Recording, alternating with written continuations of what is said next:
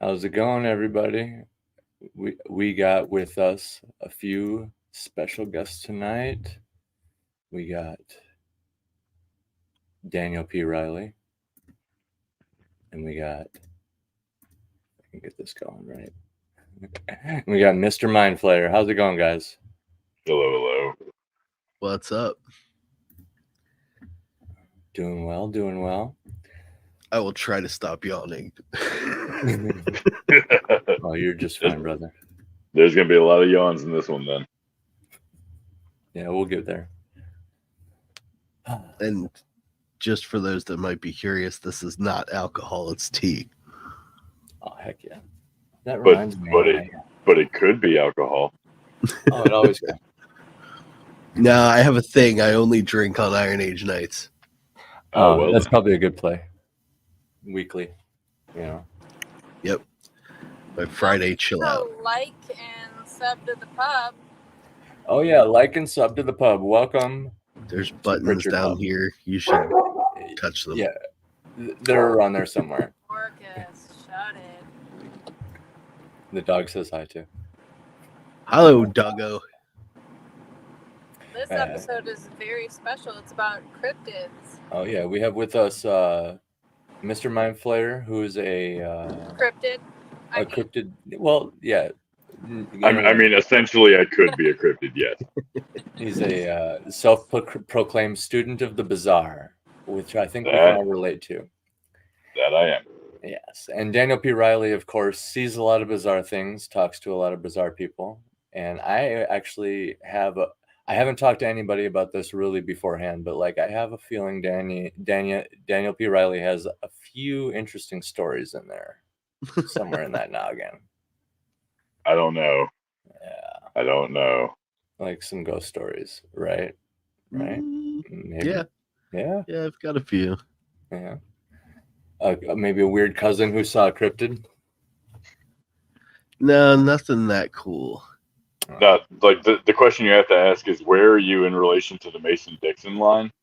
Because that's how you determine if your weird cousin has seen Bigfoot. I think most of my family is from the South, so. I think the odds of one of us being a cryptid are pretty high. I mean, I'm so introverted, I might as well be a cryptid. Yeah. I'm still not convinced that Andy's not a reptilian. She thinks I'm a shapeshifter. I don't know. You might be onto something with that. Yeah, maybe. As long as you don't live under the surface of the earth in cities that have tunnels that run under the Vatican and whatnot, we're good. And, well, I mean, Hillary Clinton doesn't live there either. Yeah. So you don't have to look at those creepy lizard eyes like I do. I'm glad you came with me on that. Yeah. To be fair, I feel cold-blooded sometimes with how cold I get, you know, and then. Like you can ask her, I get like ice cold hands sometimes. I think I have a circulation problem, but like, yeah, I could totally see the reptilian thing in that sense, but it would be a surprise to me, you know? That's exactly what a reptilian would say. Yep. Damn it. Took the words out of my mouth. Yeah, she's not wrong. Okay. So subject change. Oh no, sir. I think this is perfectly on point. Oh, yeah. Yeah, right. These aren't tattoos. It's just my coloration. It's my scale coloration. Interesting scale patterns. Your flush scales, yeah. Makes sense to me. Yeah. So, most of your family in the South, you said? Yep. You probably do have some cousin that has seen something and just maybe hasn't said anything. Oh, no. If one of my cousins or my uncles or extended family in the South had seen a cryptid, not only would there be a story about it, there would be some sort of trophy. Oh, yeah. Even if it's petrified poop that we're pretty sure is bear shit. But what if it's just normal to them? Like they got a chupacabra out back they feed every day and they just don't even think to say anything about it. That'd be interesting. I mean, these are the sorts of people that are drinking heavily in a high blind. One of the stories we saw was the Jersey Devil, and I think one year, it wasn't even really recently. It was like a while ago. Like something must have happened where all the schools closed and like all the dudes in town, like all the dads, banded together and like went cryptid hunting. They're like, we're gonna find this thing. Oh god damn it! Where is that in my town? Right. I was like, that sounds fucking awesome. They closed all the schools and everybody went cryptid hunting. Tony G probably know about that. Tony Girolamo, guy who writes the Pineys books. Oh, interesting. He's Does he live out that way? He's a mutual of mine on Twitter. He's a Jersey guy, so he'd probably know more about that. If he's out near the Pine Barrens. Yeah. What's your guys' favorite cryptid? Because I think Mothman is it for me. I like the Wendigo. It's plausible. The Djinn is pretty cool too. But hell no, Djinns are creepy, just like the Skinwalkers. Can't do them. Depending on which folklore you go for, Wendigos are cannibals, bro. Yeah, that's the one. Yeah, I have some friends that have some first-hand accounts, and like they corroborated separately, and just the nature of how like I interviewed them. And the number of people involved and just like who they were and stuff, like it's more fun to give the benefit of the doubt. And I'm not saying I'm full on believe, but it's just like there's some odd coincidences with what they described separately, not knowing I was gonna like start asking them about it. Like when I asked the second dude about it, he didn't even know that I knew about it, for example. And then I was like asking him like certain details, and he come up with the same answer that the other dude said, and it sounded crazy when the other dude said it, but then now it's not so crazy when like suddenly it's corroborated. You know what I mean? And well, then, when it comes down to all that, you can't walk in, with the iron wall of skepticism. You got to at least let these people tell their stories and then piece together what you can. Yeah, 100%, man. You gotta like hear it out first, like approach everything with an open mind before you scientifically explain it. And even once it's explained, it's still kind of fun to just think of what if sometimes. You know what I mean? But, well, I think it's something that people don't understand when it comes to science. I mean, I'm a science-minded guy, but what a lot of people don't fully get, and it's actually a quote from a book that was written by Michio Kaku. I can't remember which book it was. I've got it somewhere, but he said that. Oh, I love that guy. He said that the greatest scientific discoveries are never hailed with eureka. They normally begin with, "Huh, that's weird." Perfect. And it's absolutely true. So when you get this hard line between, your skeptic trademark and a true believer, you eliminate the middle ground, which is this is a possibly infinite universe with there's shit out there in deep space that is so unfathomable to the human mind that we're just now learning about. That who's to say that kind of weird, wacky shit can't happen right here? That's exactly what I say about things. So I always say, if our mind can imagine it, why couldn't it exist? Like if our mind is elaborate enough to imagine A, B, or C, like why could it not actually exist? So it kind of goes with that too. Like there's crazy shit out there. Oh yeah. Well, I mean, you got to think. You got to think about it like this: every culture on Earth has a dragon. Yeah. Yep. Why? Yeah, it's interesting. Dragon. Why? There's also a recurring theme of the serpent, feathered serpent, the serpent who bears knowledge. There's a lot of recurring motifs, and you can find a good chunk of them in the Bible. They branch out. Mainly, I think that stems from the Bible being like a collection of books, which I would imagine would be from a diverse spanning region, which could kind of like dip into different cultures a little bit. Well, then you got to think that Christianity, just given its time frame in the set of world religions, had a lot of things to work with when it came to their setup. You know, the setup of their stories. And I'm not a religious person. I'm an agnostic. I don't know. Neither do you. There you go. Yeah, I'm the same. But if you look at it from, let's get good here. Let's take it from a storytelling standpoint. These allegories are all the same, just with a little twist. So the question really becomes, where the hell do you get all these? Why is the Bible so similar to other religious texts, or just fairy tales? Yeah, like Far Eastern, untouched, unconnected. Go into things like the Bhagavad Gita. Yep. Go into all of these things, like the Epic of Gilgamesh. Yeah, and it's all the same, and we can extend that thought process to what we're talking about, which is just cryptids and weird creatures and shit. Like I said, everyone has a dragon. Why does everybody have a dragon? Yeah. What happened to make that happen? Where at some point did all these cultures converge and tell this story? Yeah, where did the dragon come from? That's almost more fascinating than the fucking dragon. So on the subject of dragons, there's comets and meteors are referred to as dragons in a lot of ancient text, and fiery swords. So lightsabers are awesome, and they always have been. They always have been. Who's denying the awesomeness of a lightsaber?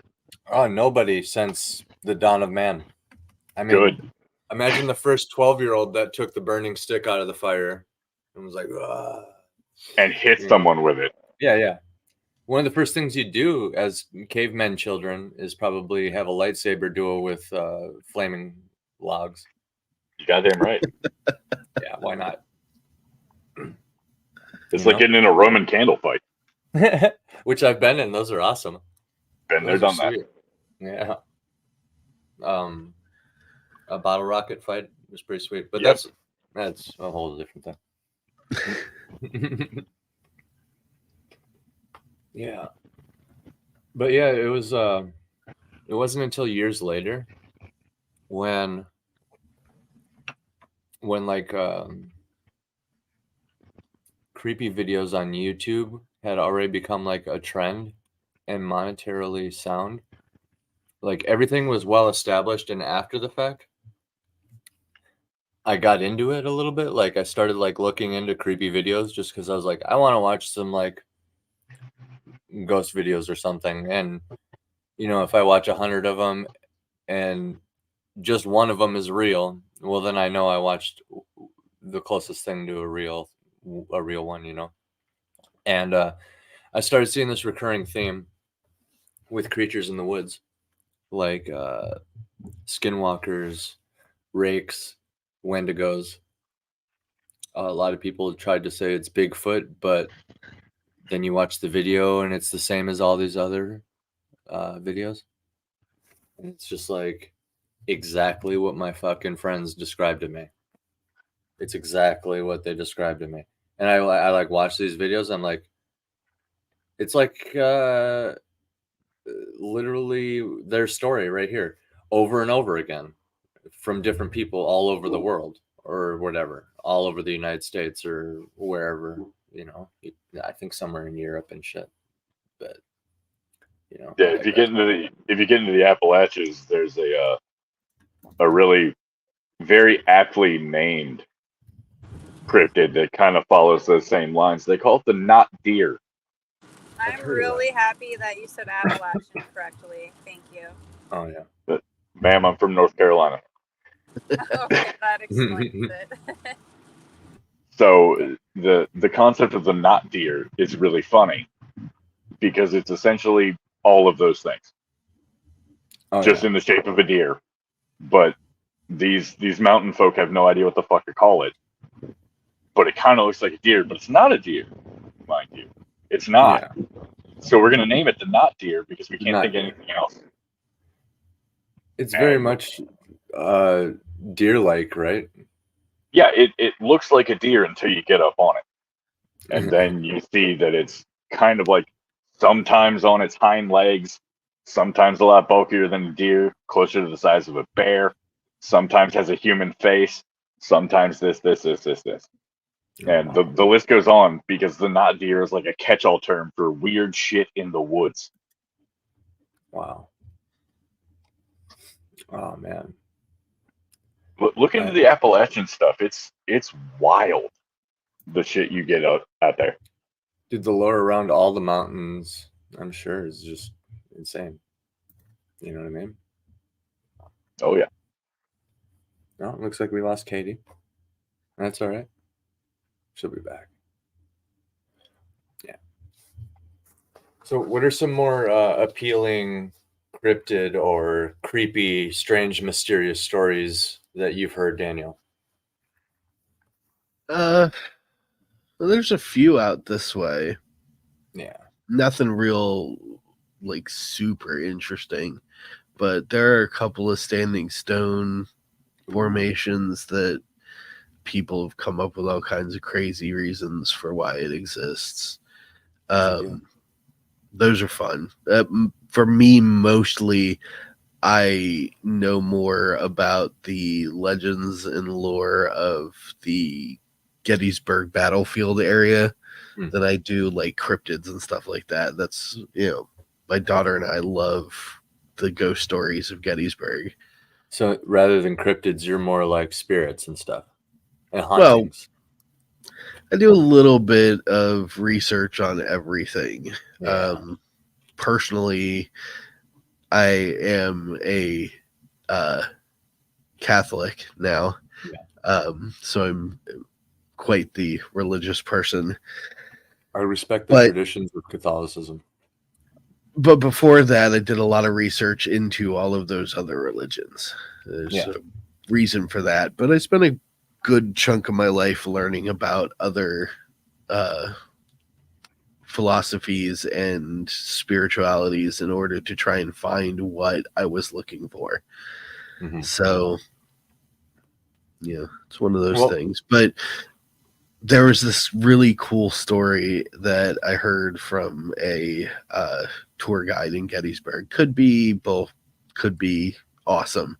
But there's a little restaurant off of one of the main roads right by the Gettysburg graveyard. And he regaled us with this tale of people who had sort of battened themselves down during the war in that building where this restaurant is. And my daughter and I spent hours trying to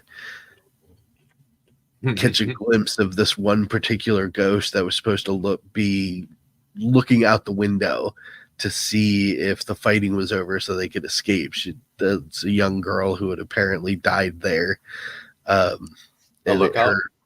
Her soul is still trying to find its moment to escape, which is a creepy thought when you think about it, because it's been a long time since the Battle of Gettysburg. You imagine being a trapped soul for such a long period of time, waiting for that moment to get away that's never coming. And then just loop, repeat. Groundhog's Day. Yeah. The freaky thought. Yeah. I have a thought on that.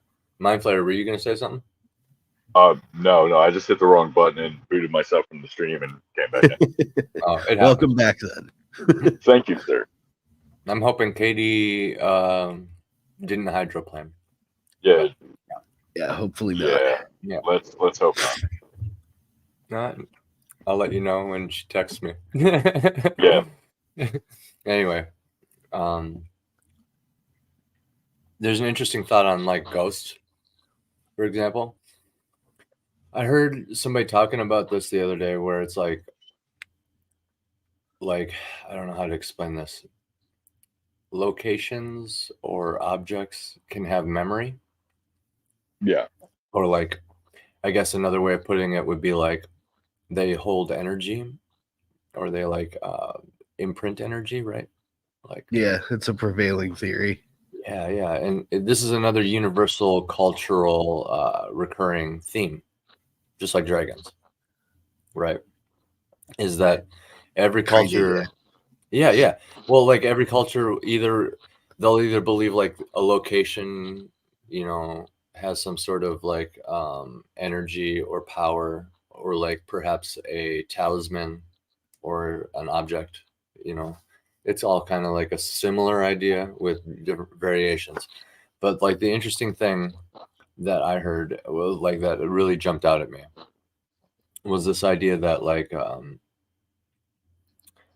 what if ghosts are just like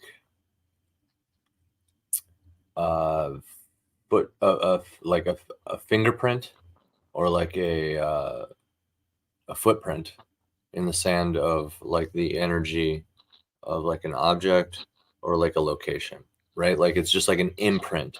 So like that ghost that you see isn't actually a soul trapped there, but more just like an imprint in space and time, right? Yeah, you can make a case for it in either direction. Yeah, it really all depends on your personal outlook on how that sort of thing works. Me, I believe in the soul, and I struggle with object imprint.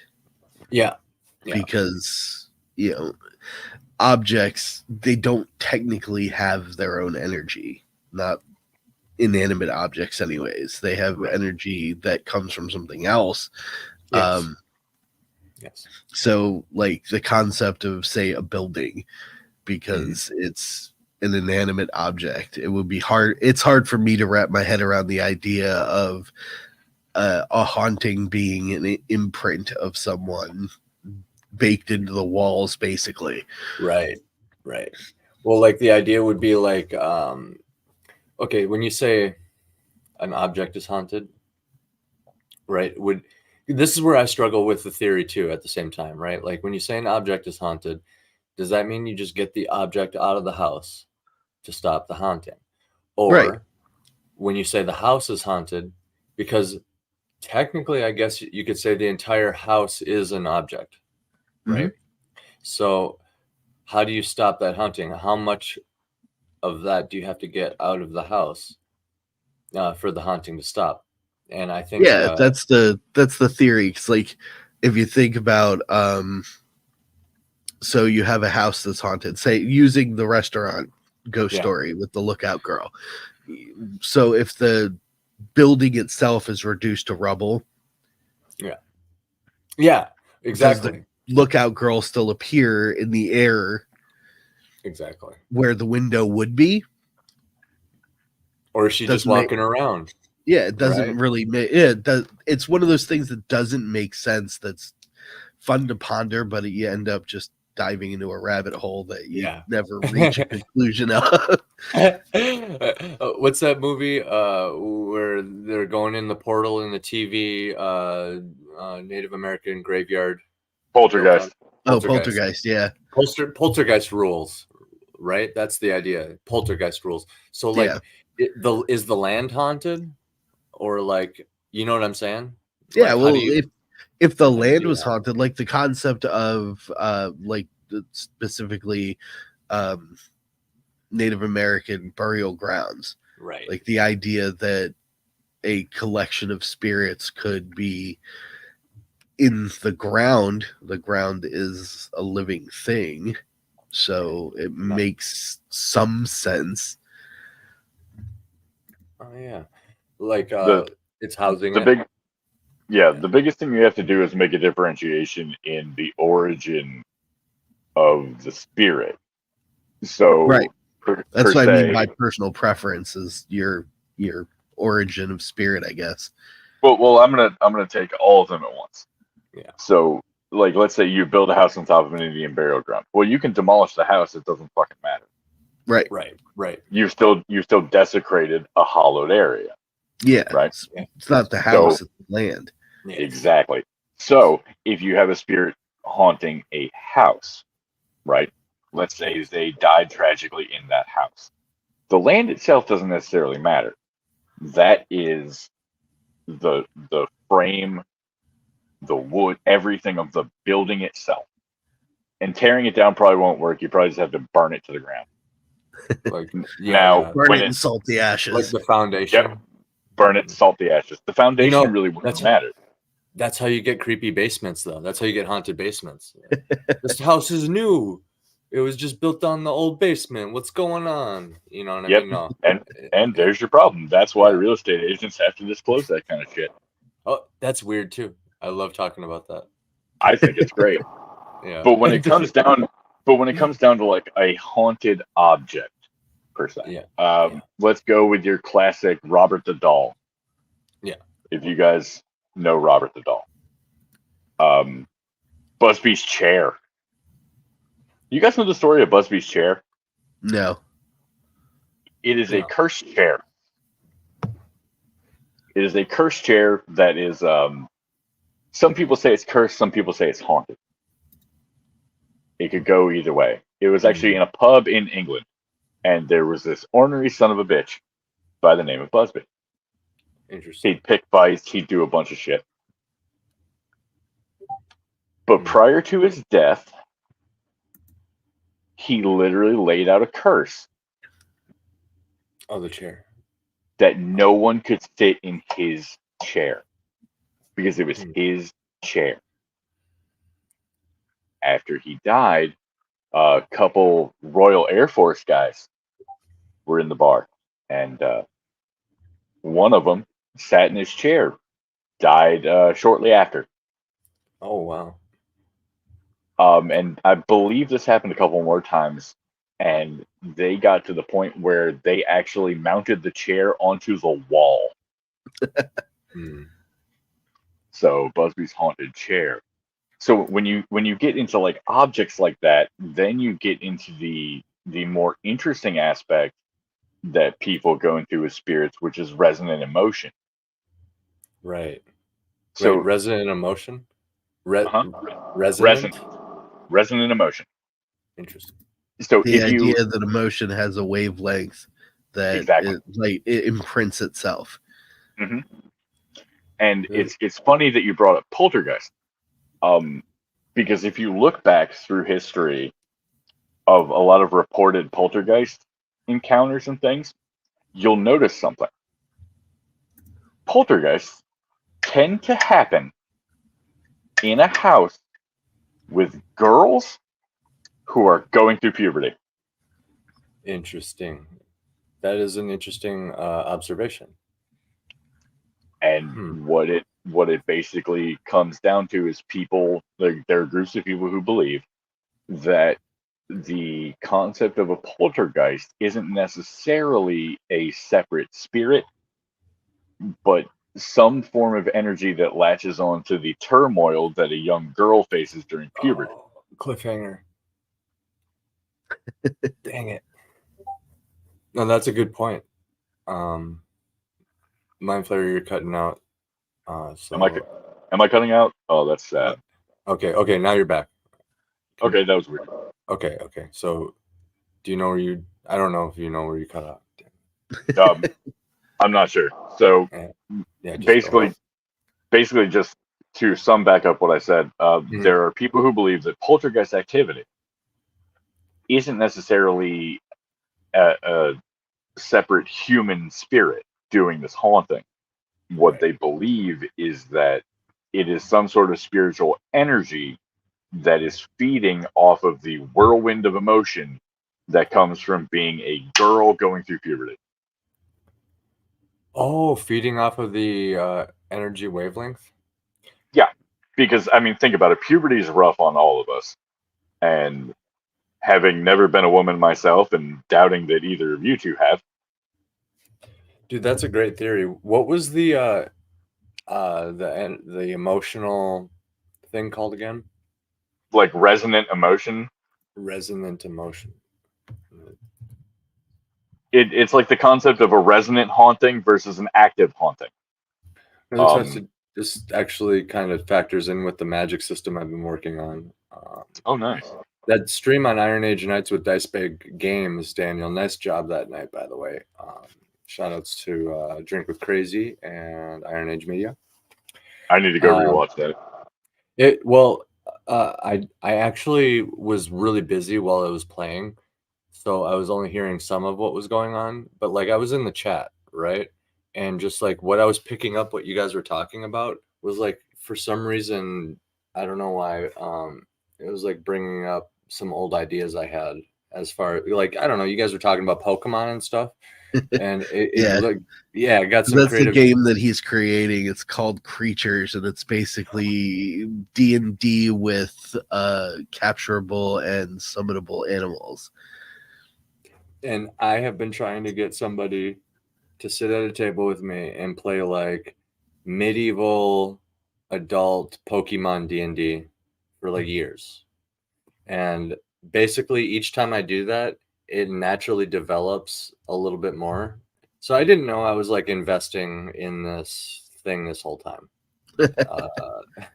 And today I was just kind of like making characters all day.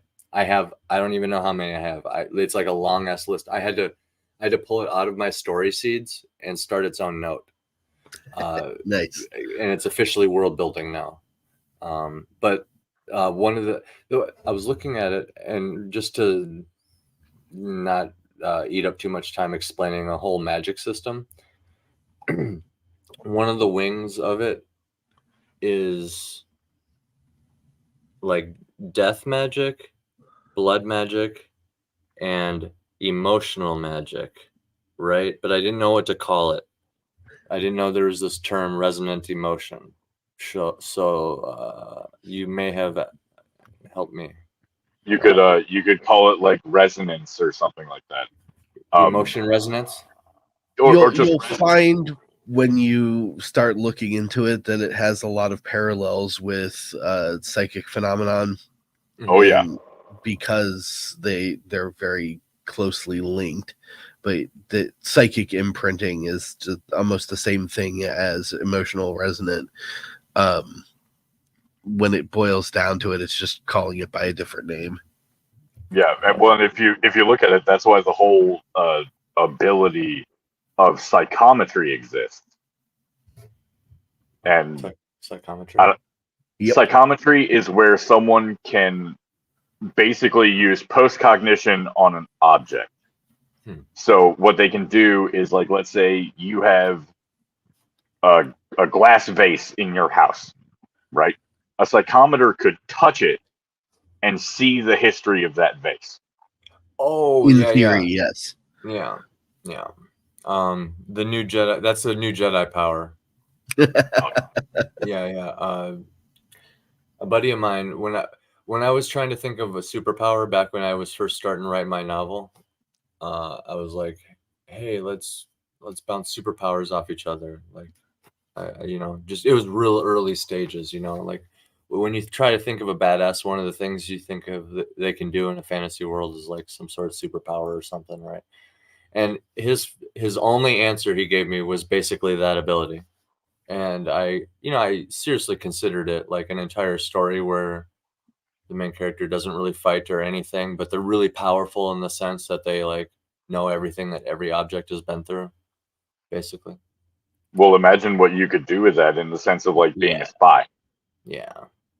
Or like a king or a queen. Yeah. Yeah. I think the best display of psychometry I've ever seen, like in media, was in Rose Red. Interesting. If anyone remembers that. I don't. I loved Rose Red. Have you seen that, Daniel? Long time ago. Yeah, it was a long time ago. Can you give me a summary? Just a quick summary of what you remember? Group of people, haunted house is technically alive. Awesome. Written by Stephen King, came out in the 90s as a TV miniseries, if anyone remembers those. Oh, miniseries. Stephen King dominates those. He has so Yeah. many of his books that are just like random B movies and like sci-fi miniseries and stuff like that. Yep. Yeah. That's a dream though. To have bad versions of your stuff made by people who hate fans. Oh yeah, That is the dream. that's where the money is. C.A. Pence here says the house builds itself. He's not wrong. The house builds itself and it changes. Yeah. Depending on its mood. Mm-hmm. Oh, so how does the what is it called? Psychometry. Psychometry, yeah. How does that factor in? He can't. He's locked in this house with the rest of them, but he can't touch anything. No matter what he touches, he starts getting flashes. Oh, it just like locks him into visions. Yeah. So he has to go through this house and do his best to not touch anything, and the character's fucked up anyway. But so it's not bad. Well, you would be too if everything you touched told you its life story. I mean, yeah, that's not the point. Wow. The character's fucked up in more ways than that, but that's the way that all psychic character concepts end up breaking down when you really get into their structure. Is like it's something I thought about as a youngster with like the X-Men, the concept of Rogue Jean, the concept of Jean Grey, the ability to be tuned into what everybody's thinking at any given moment and not having the ability to control that as a child would be maddening. Like, you imagine how frustrated and anxious people get when they're standing in the middle of a train station with everybody talking all around them at once and there's so much noise. Imagine that without the ability to walk away from it, because no matter where you are, you hear everything that everybody's thinking at any given moment. Wow. Yeah. It's like the movie What Women Want. Yeah, exactly. That's the perfect example of why psychic abilities would suck. Right. Yeah. And I bet they were inspired. Why the people who truly seem to have them are not well adjusted enough to run TV scams. Yeah, no, not at all. Are you talking, Pence? Are you talking about the British series Misfits? I haven't seen any Misfits. I'm just familiar with the band. Misfits. That's the show he's talking about. It's bloody brilliant. Yeah. It goes off the rails really, really fast. Like, the writers didn't know what the hell they were doing. So the first like, I think there were like 3 seasons, I believe. The first 2 seasons are good. The first season is phenomenal. Second season's kind of repetitive. Third season, they like totally lost the plot. Completely. Wow. That's awesome. Wow. Yeah, it's a bunch of kids that are basically in a juvenile program that there's a weird storm and they end up with superpowers. During a weird storm? Yeah, they end up getting superpowers out of nowhere, but their whole lives revolve around this juvenile program where they have to show up and work all day. So the shenanigans of it all is pretty wild. And the one girl is a telepath, or at least surface thought reader, which was really entertaining.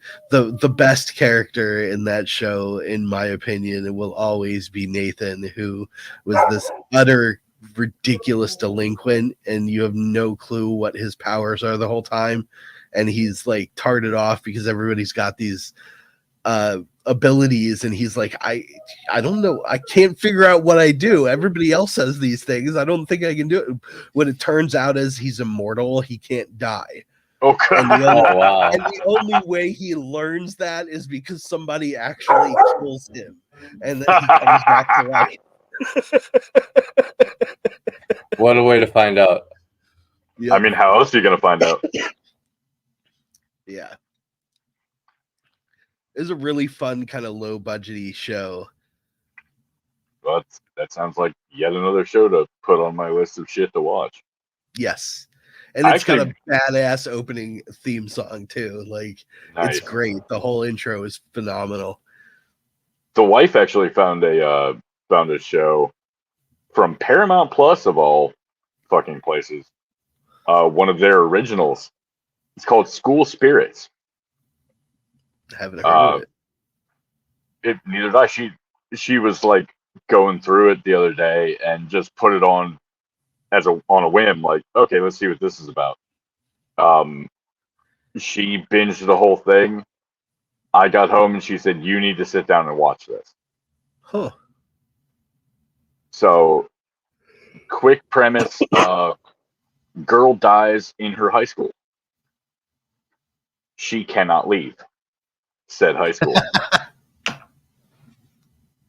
She also encounters everyone else who died in that high school. And you've got these depictions of people through different decades. You've got like this really sardonic, bitchy beatnik chick. Wow. There's the spaced out hippie. There's the 80s jock. There's the closeted 90s kid, complete with puka shell necklace and everything. You got to get all the stereotypes. And you do, and they do. I'm sure. But the good thing of it is they're very well done. Like, first thing, because you know the sphere we're in and the shit we deal with. The diversity and representation that they have in that show is actually fantastic. Oh yeah. Like you learn about this gay kid from the 90s and you're like, yeah, no, I remember that. I remember those kids. Well, yeah. I mean, because it didn't used to be what it is, but that's a whole nother thing. Like, yeah, there's a distinct difference. Yeah. And this show captures that perfectly. Yeah. But where it got me is this show is like one mystery inside of the other. Yeah. And through 8 episodes, it is paced so well that I was fucking impressed. Man, pacing is a big deal too. Oh, it absolutely is. The main crux of everything is that your main character, the most recent girl who died, cannot remember her death. All of the other ghosts can. Huh. The only other problem is her best friend, this dude, he can see her and talk to her. But she can't remember her death. She can't remember her death. Right. None of the other ghosts can do this. Huh. Interesting. But he can only see and talk to her in certain areas of the school. Oh, okay. Yeah. Again, that object importance thing. Yeah. Like locational importance. You know. So you start with that. That leads into, we're going to try and figure out what happened to you. That leads into like 7 other things. Yeah. That all pace out really well, and for the most part, conclude. The last 5 minutes of the last episode made me so goddamn mad. It made me so It made me so goddamn mad because there is no guarantee we're getting a season 2. Oh, is it on Netflix? Paramount Plus. Oh, okay. I was gonna say Netflix has all the memes about canceling shows right now. Yeah. That's because they wrap up every storyline and then throw a new one right in your fucking face. Yeah, they want to be renewed. And apparently they're set to renew, but there you go. you know, given retards on strike. Who knows? Yeah.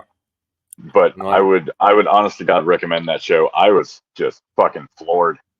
Yeah. I didn't think I would like it. I'll be damned. What was it called again? School Spirits. School Spirits. Yeah. Nice. Sorry. Nice. I like it. A little dyslexic.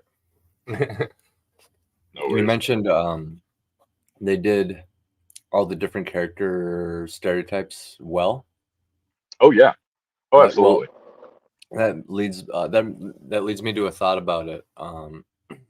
Like when you do tropes and stereotypes and stuff like that have just been done over and over again, you make a good point about doing it well. Like if you understand it, that's when you can start breaking the rules. You know what I mean? Like that's why even when it seems like pointless, just study some of the fundamentals, like with writing. It does a lot of good to like study those tropes. Like absolutely. I don't know, Prince Charming. That's a trope, right? Oh yeah. The damsel in distress. Yeah, the damsel in distress. That's a great fucking example right there. Yeah, doing it well. No such thing as anything new.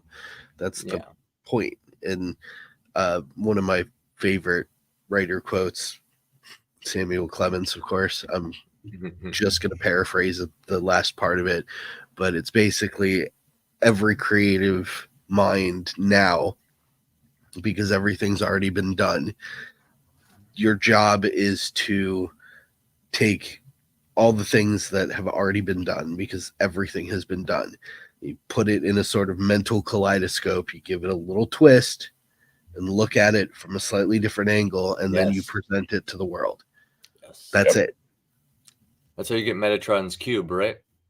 It's just a square until you turn it a little bit and look at it and you realize it's 3D. It's a cube instead of a square. But anyway, yeah. Right. And then you go into a tesseract where it's 4-dimensional. And then ChatGPT gets invented, and the quote, humans are the sex organs of the machine world, gets brought into play and conflicts with the previous quote about what our jobs are, because the machines tell us our jobs at that point. I'm not worried about AI. Yeah, me either. Yeah, I'm going to either be really old or really dead. So, I don't know. The machines don't think for themselves; they parrot. Yeah. And if they're parroting, they're going to make the same dumbass mistakes that we do. So, absolutely. Buckle up. Yeah. Wait, what was the name of that one AI that Microsoft released onto the internet, and then it came back to spewing Nazi propaganda? That was Twitter. Yeah, there's a little bit of that. That was Twitter. Twitter, plugged an AI into Twitter, and it became like a conspiracy theorist. It was racist. It was like the worst human ever. Just the otherwise known as fucking hilarious. Yeah, that's a pretty funny story. But a terrifying story is when Facebook did it. Okay. Facebook invented 2 AIs. I don't know if you guys are familiar with the story, but they basically set these 2 AIs down next to each other, just to paraphrase. And they started communicating, and they were just monitoring them communicating. And at some point, they just switched to their own language that had never existed before. They just started communicating so that the humans couldn't hear what they were saying. It's like when you get a couple of I don't know, immigrants or something, they see that you're standing there and then they just switch to their native language or something. Yeah. It's kind of like that. The Facebook AIs did that. Oh, that's fun. They switched them off. They were like, no more of that. You're done. Yeah. Well, the problem is right there, they passed the Turing test. Once they figure out how to decode what they were saying, they're going to find out that it was a bunch of nonsense that means absolutely nothing. And that's that's the truth. But I still get the fear. You let something like that sit there for like a year or like 10 years, and who knows what the end result is, especially when it's I don't know. You look at ChatGPT, right? You give it the right descriptive words, and it will translate that into the first chapter of a novel. Poorly written, even poorly written, but it does that in seconds, right? If it recognizes that same scale for like writing code for itself or like enhancing itself and stuff like that, and just decides to like apply that same willpower, I see why people get scared. It's like, but that would require intelligent design. You're right. And it doesn't, they don't have that. And I don't think it's right. Like it's science fiction for a reason, folks. I do agree that science fiction has inspired what's become science fact in many ways. But but the concept of the Asimov intelligent artificial being is fiction. And I don't see it ever becoming fact. And that was one of Asimov's greatest conundrums. Is one of the things that I loved about reading short stories and full stories was where's the point between intelligence and awareness? Exactly. Yeah. The AI doesn't have awareness. It can have intelligence because it's jacked into the internet, but its intelligence is capped at the sum total of human intellect, which is not that great when you really look at the whole statistic of it. You have to inject willpower or like I don't know what the word is, want. You have to give it want. Desire. It's got to have awareness. Desire. Awareness and desire. It's got to have pure intent. Mm-hmm. That too, yeah. And I think another problem we fall into with the whole Asimov thing, and I'm going to take it to a physics dork level. That should be good. The simple fact of the matter is we can't even look at anything like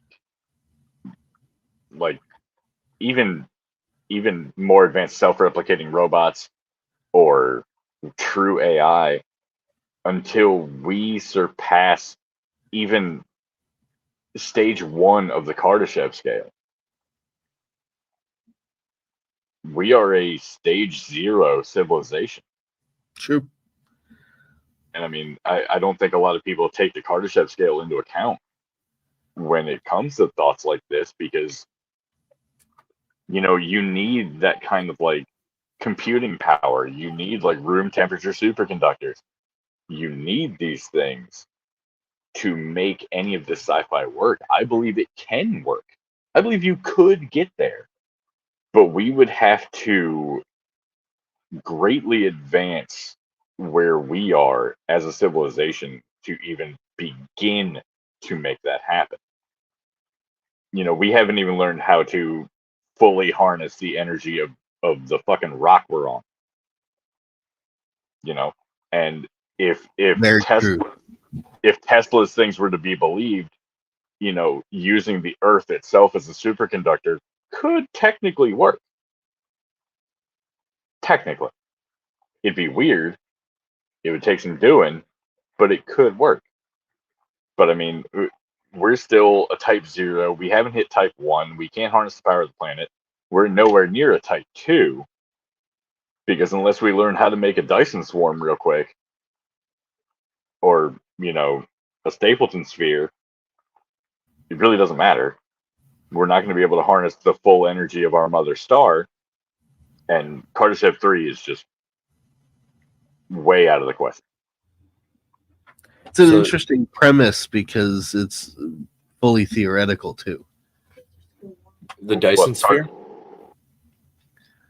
No, the scale itself is fully theoretical. Yeah. I mean, you can posit that there are certain what we'll call inalienable facts of the whole concept, but there's no actual proof of these the existence of such things to reach. That's the point. Yeah.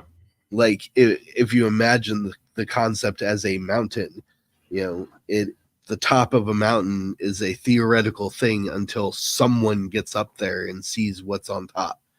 For sure. Well, and that's the interesting thing about the Kardashev scale. What I was doing, talking about it, was just merely extrapolating.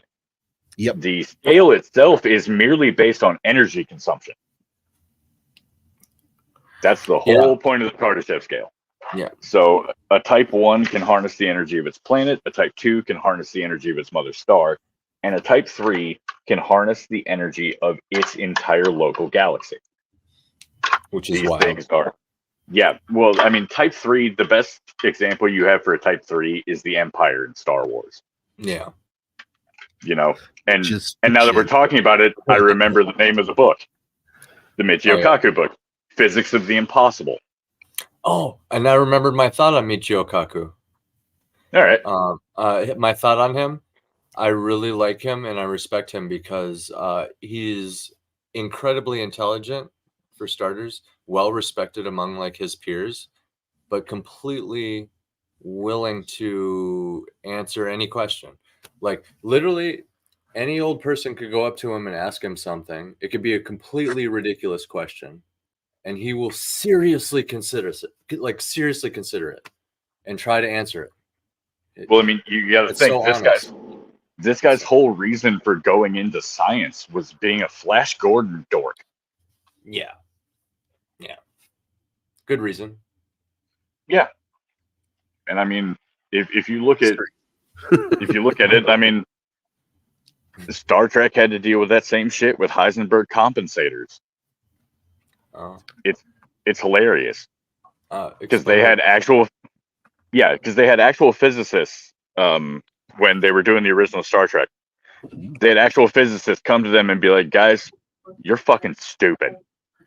There's no way in hell this shit'll work. Right. Because of the uncertainty principle. What's the uncertainty principle? You cannot know both the speed and spin or location of an electron at the same time. Oh, like simultaneously. Yeah, technically they can exist in a quantum superposition. That's right. Quantum entanglement. Yeah. Quantum entanglement's a bit different. Quantum entanglement is the fact that two photons or particles of some form can be entangled in such a way that when one spins up, the other one will spin down constantly, forever. And it works faster than the speed of light. Right. It's instantaneous almost. Yep, it's the speed of thought. Yeah, they're like entangled. Like Einstein quoted that as spooky. Spooky action. Which is spooky action is probably the best damn name for anything in physics. Yeah, that's very Einstein of him. Oh spooky action. Yeah. No, that's one of my favorite things. I love me some quantum levitation, quantum locking. A lot of people don't believe me when I say like levitation is possible. You just take a superconductor and you cool it like to or beyond absolute zero so that it literally magically generates a magnetic field. And in doing that, this magnetic field is a perfect sphere, right? So it's like a bubble. You can set that magnetic bubble on top of another magnet. Let's say that's shooting up like this. You set the bubble on top of it, and it's like floating there. And you can literally rotate it in space, and it just sits there defying gravity. It is wild because it magnetically locks it into place, or like holds it there, I guess would be the better way to do it. But there's no friction, for example. And like you could just run away with that in a science fiction sense. And C.A. Penn says, distance doesn't affect the spooky action, which is true. No, it does not. It can be like, as far as my understanding goes, endlessly far away, like a different solar system. you can shoot it to the end of the universe and back. Yeah. It won't matter. They are entangled. Yep, they are connected, and we still don't know why. Yes. I think those mysteries are unbelievably fun. And it's kind of what I've done with my podcast and stuff like that. Yeah. You know, there's a lot of like true crime stuff, and I think that can get kind of boring. There's a lot of true crime podcasts in general. Yeah, and a lot of them, like, sure, there are some, like with mine, I only did like one real true crime one, but that's because it was completely insane. Was that the ritual in India? No, that was something I still don't believe. That was, I love that one. I still don't fully believe the story on that. No, it's wild. It doesn't quite make sense. But the crime I talked about was the Glico Morinaga case. The Beast with 21 Faces, which involved the Glico Food Company in Japan. Oh yeah, I've heard of this one. The people who make Pocky. Yes. And the absolute insane shit that happened to them over a short period of time. We're talking people committing seppuku, shit getting lit on fire, CEOs getting kidnapped, all from people who did it to, I guess, prove a point. What that point was, who the hell knows? But they did it to prove a point. It was weird. It was just really weird. But man, where the hell did we go? Where are we? All right. You want me to give you a cryptid story? Yes, crypt it up. Okay. I don't know if this technically counts as a cryptid, but it is a quote unquote animal monster thing. Okay. So in the mountains of North Carolina, outside of a city called Boone, there is a place called Valley Crucis, the Valley of the Cross. It's called this because there are two streams that intersect into perfect right angles, making a cross. So as the story goes, two young men are driving through Valley Crucis, and in Valley Crucis, there's an old church. That old church has an old cemetery. And there are legends and stories of a dog that wanders through the cemetery. So these two young men are driving through Valley Crucis at night. Interesting. And they go past the cemetery, and the driver has to swerve because there's a dog in the road. I have a story about that. Go on. Well, he stops and makes sure he misses the dog, and he looks in the rearview mirror, and then he looks back around to see what the hell he just saw. And he sees a dog, a rather large dog, with flaming red eyes, illuminated like LEDs. Interesting.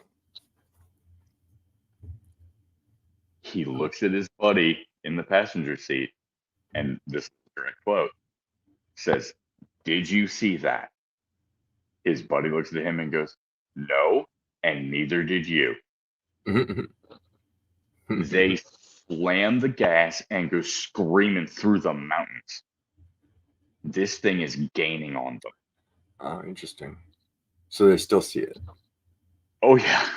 Oh, yeah. This thing is gaining on them until they hit the bridge that goes over the streams. Over the water? Over the water. The running water. Vampire More than the running water. The water that makes the shape of the cross. Oh, it's like a crossroads stream? Well, think of it in more of a Christian sense. Yeah. It makes the shape of the cross. Because as the legend goes, what was chasing them was a hellhound. That's what I was just gonna say. I was gonna ask that. Hellhounds are another thing that prevail multiple cultures throughout the world. Oh yeah, they're like all over the place. You're looking at like black shuck and things like that. Yeah. And there's a Welsh one that I would love to be able to pronounce its name, but there's too many fucking W's and Y's in it for me to make sense of it with my dumbass American brain. My people are like that. Yes, they are. But we have a dragon on our flag, so shout outs to Wales. Shout out to Wales. Yeah. Yeah, you're just a little bit worse than the Finns. We got a dragon though, so that's why we're not. Well, no, you're a little bit worse than the Finns because I can at least pronounce Reykjavik. True. As opposed to whatever the fuck is on a Welsh street sign. See, Russian really gets me. There's some symbols in there where I'm just like, where do I even start with that? Well, I mean, when you start using the Cyrillic alphabet, then you just got issues. Right. I have no idea. So absolutely not. Absolutely not. Yeah. But the most fun part about that Valley Crucis Hellhound story is something you deeply understand if you are from the South. Because remember, these boys are scared shitless in the middle of the night. And they're driving. It sounds like a Southern thing. Southern and in the South, as a Southerner, in your heart, that if it is the middle of the night and you are terrified or shit-faced drunk, there's one place for you to go.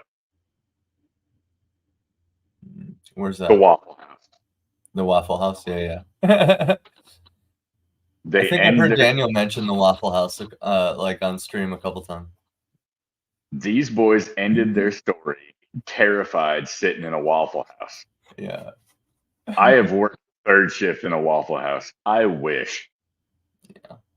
I wish two guys would come in there screaming about hellhounds and shit. It'd been a lot more interesting than the bullshit I had to deal with. Dude, it gets wild on like overnights at restaurants, dude. Oh man. Oh, buddy. The things I saw just from the couple years I worked third shift at a Waffle House. Perkins was pretty something else. Oh wow, Perkins. I haven't seen one of those in years. Yeah. Denny's is the place to be. Denny's is the place to be.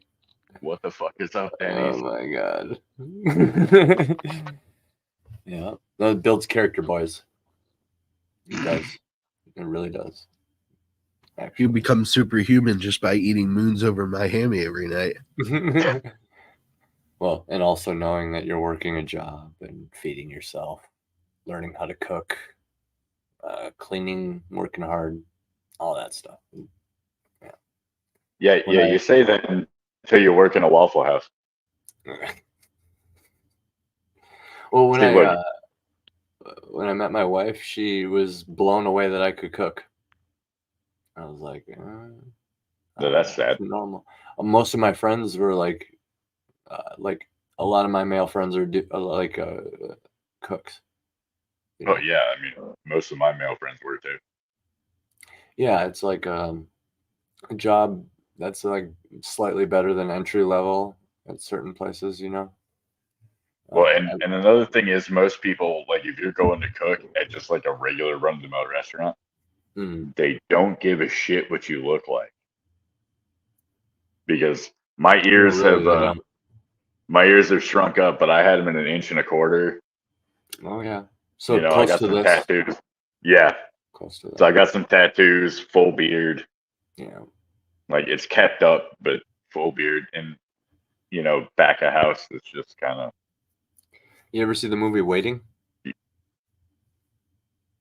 Yeah, they give the cooks tattoos and stuff. Like, it's mild in the movie, but like, yeah, like I straight up the last restaurant I worked at, I had one of the other cooks come up to me and he's like, "So, what prison did you get your ink in?" Like, sorry, bro. It didn't happen. And he had like tattoos and stuff. Like, yeah. That's that kind of moment where you're like, okay, I'm in here. It's just like me. And then you get that question. You're like, man, I am relatively normal. Yeah. Sorry to break it to you, dude. But sorry to break it to you, homie, but I haven't served hard time. This is just my second job. And I kind of am in it for the free food. So. Right. Yeah. But anyway. Yeah. I don't know how we got on like restaurants and shit. Yeah, builds character and all that. Oh yeah. It's all Waffle House's fault. Yeah. It is. Blame Waffle House. But yeah. What have you been working on lately, Mindflayer? Oh Lord. I am currently in the middle of doing a 3-part write-up for the podcast on MK Ultra, going into the history of that. First episode is going to be the history. Also going into MK Naomi and MK Delta, the 2 prior projects. The second episode is going to be the most fun, though. Yeah. That's going to be where we go through the operations that happened in the project. So we've got things like Midnight Climax, Acoustic Kitty. I see that smile. And just like literally list off the goofy shit that the American government has done. Yeah. Midnight Climax is pretty wild. For sure. Acoustic Kitty is fucking sad but hilarious. And just all the goofy shit they did with LSD. And so that one's going to be fun. Probably going to be the longest episode just because I'm going to take my time and have a good laugh at every single one of these horrible things. And the third is going to be more of like the aftermath of these projects and if they ever truly got finished. Yeah. Because one of the sorry, go on. No, go ahead. I was going to say one of the main takeaways from examining secret projects like that within the government is kind of just showcasing the capability of the government, because like, I don't know, a lot of people are quick to write people off as conspiracy theorists when you just simply say something like, well, the government lies. Well, what are you, some kind of conspiracy theorist? Well, it's like, no, there's lots of examples that they've openly admitted to over and over again where they've showed that they not only are willing to lie, but have and do. And that's just one example, just a simple example, just lying in general, right? And absolutely. You look at something like those and it's like showing something on a whole different level. Like, we're willing to experiment on our people, and that's part of the reason that we justified going after Japan in World War II. Anyway, well, as far as I know, to be honest, one of the reasons. Where do you think we got the idea? Yeah, between the Nazi eugenics program and Unit 731 out of Japan. That's where we got most of these ideas. And I know C.A. Pence said something about the men who stare at goats. Yeah. Yes, but that was more involved in Project Stargate. So the Royce who stare at goats. The Royce who stare at goats. But the Royce who will buy all the goats. You will. Yeah. Yes. But yeah, aside from that, I'm getting things together for a tabletop role-playing project. Those are fun.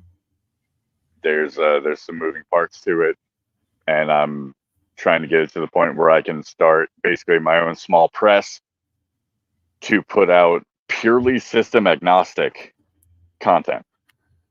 So universal? Yeah, universal.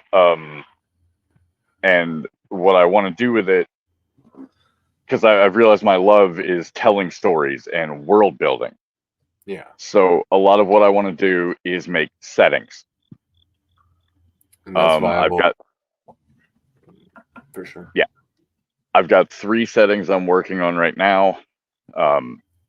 And what I would like to do is if I can get it to the point where it's like a legit business, because that's really what I want. And we can do stuff with it. What I want to do is put out 2 versions of the setting. One as just like a manual for actual tabletop games, and the other one to be basically like a summary for writers. And just distribute that out for free. Interesting. And maybe if I get to a point where I want to, we can do like small anthologies, do like contests to get your story in an anthology. Right. And then put that out as like obviously starting as an ebook, and like give the winners like something small, like either a physical copy of the book or like $20 or something like that. I mean, look, I ain't rich. Something. But it doesn't matter. Yeah. But something. Yeah. And something for their time. Exactly. And there's I've got a lot of big ideas when it comes to that, and I just need to figure out the exact right ways to implement them. But yeah, that's what I'm working on. Well, you might find that after building a few settings, there might be one character or one town or one forest or something that you create that just jumps out at you, and you'll find yourself right in the first chapter. Yeah, I mean, I've got one of my settings is essentially just a town. That's a good setting. I mean, a town, you can do a whole campaign in just a city or a town. Yeah, but I kind of prefer that like more closed off, like not as expansive, because you can get a lot of intricacy in there. And not sandbox. Or per se. It's not as expansive as most people's sandboxes, but what I'm thinking is this town, because I put a thing up on the Gilded about it, and just kind of like putting my idea there. And for every idea I put out, I put like a for fans of. And with the idea for the town, I wanted to make it for fans of Dark City, Twin Peaks, and Silent Hill. Yeah. Silent Hill's a famously good world, too. Like a good setting. Silent Hill is fantastic. The movie Dark City is so underrated. I personally have never heard of it. I recommend it. Definitely. Yeah. But then you add in Twin Peaks just because I like to laugh. And you can basically take the setting and just get away with anything. Yeah, oh, go on. Sorry. No, go ahead. Yeah, I found myself diving into world building again because of this Pokemon idea thing. C.A. Pence's Dark City's great. I should check it out. Yes, it is. You should definitely check it out. But what I found is the temptation to just merge it into my current world again, But I don't know. The magic is a little different, so I should probably just commit to a new world. I think we lost Mindflayer again. Oh, he'll come back. I can't resist the total cumulative IQ. Oh, here we go. Boom. And he's back. God damn it. It's all good. But I forgot what I was saying. That's all right. We'll go with it. We were saying that you couldn't resist the total IQ which is 1 point more than whatever Daniel's is. Nice. Yeah. It's not that bad. My IQ is nothing special. I think I'm gonna take the world building easy on this this new thing though, just a little bit. I focused a little bit more on the magic and just jotting down like ideas for characters.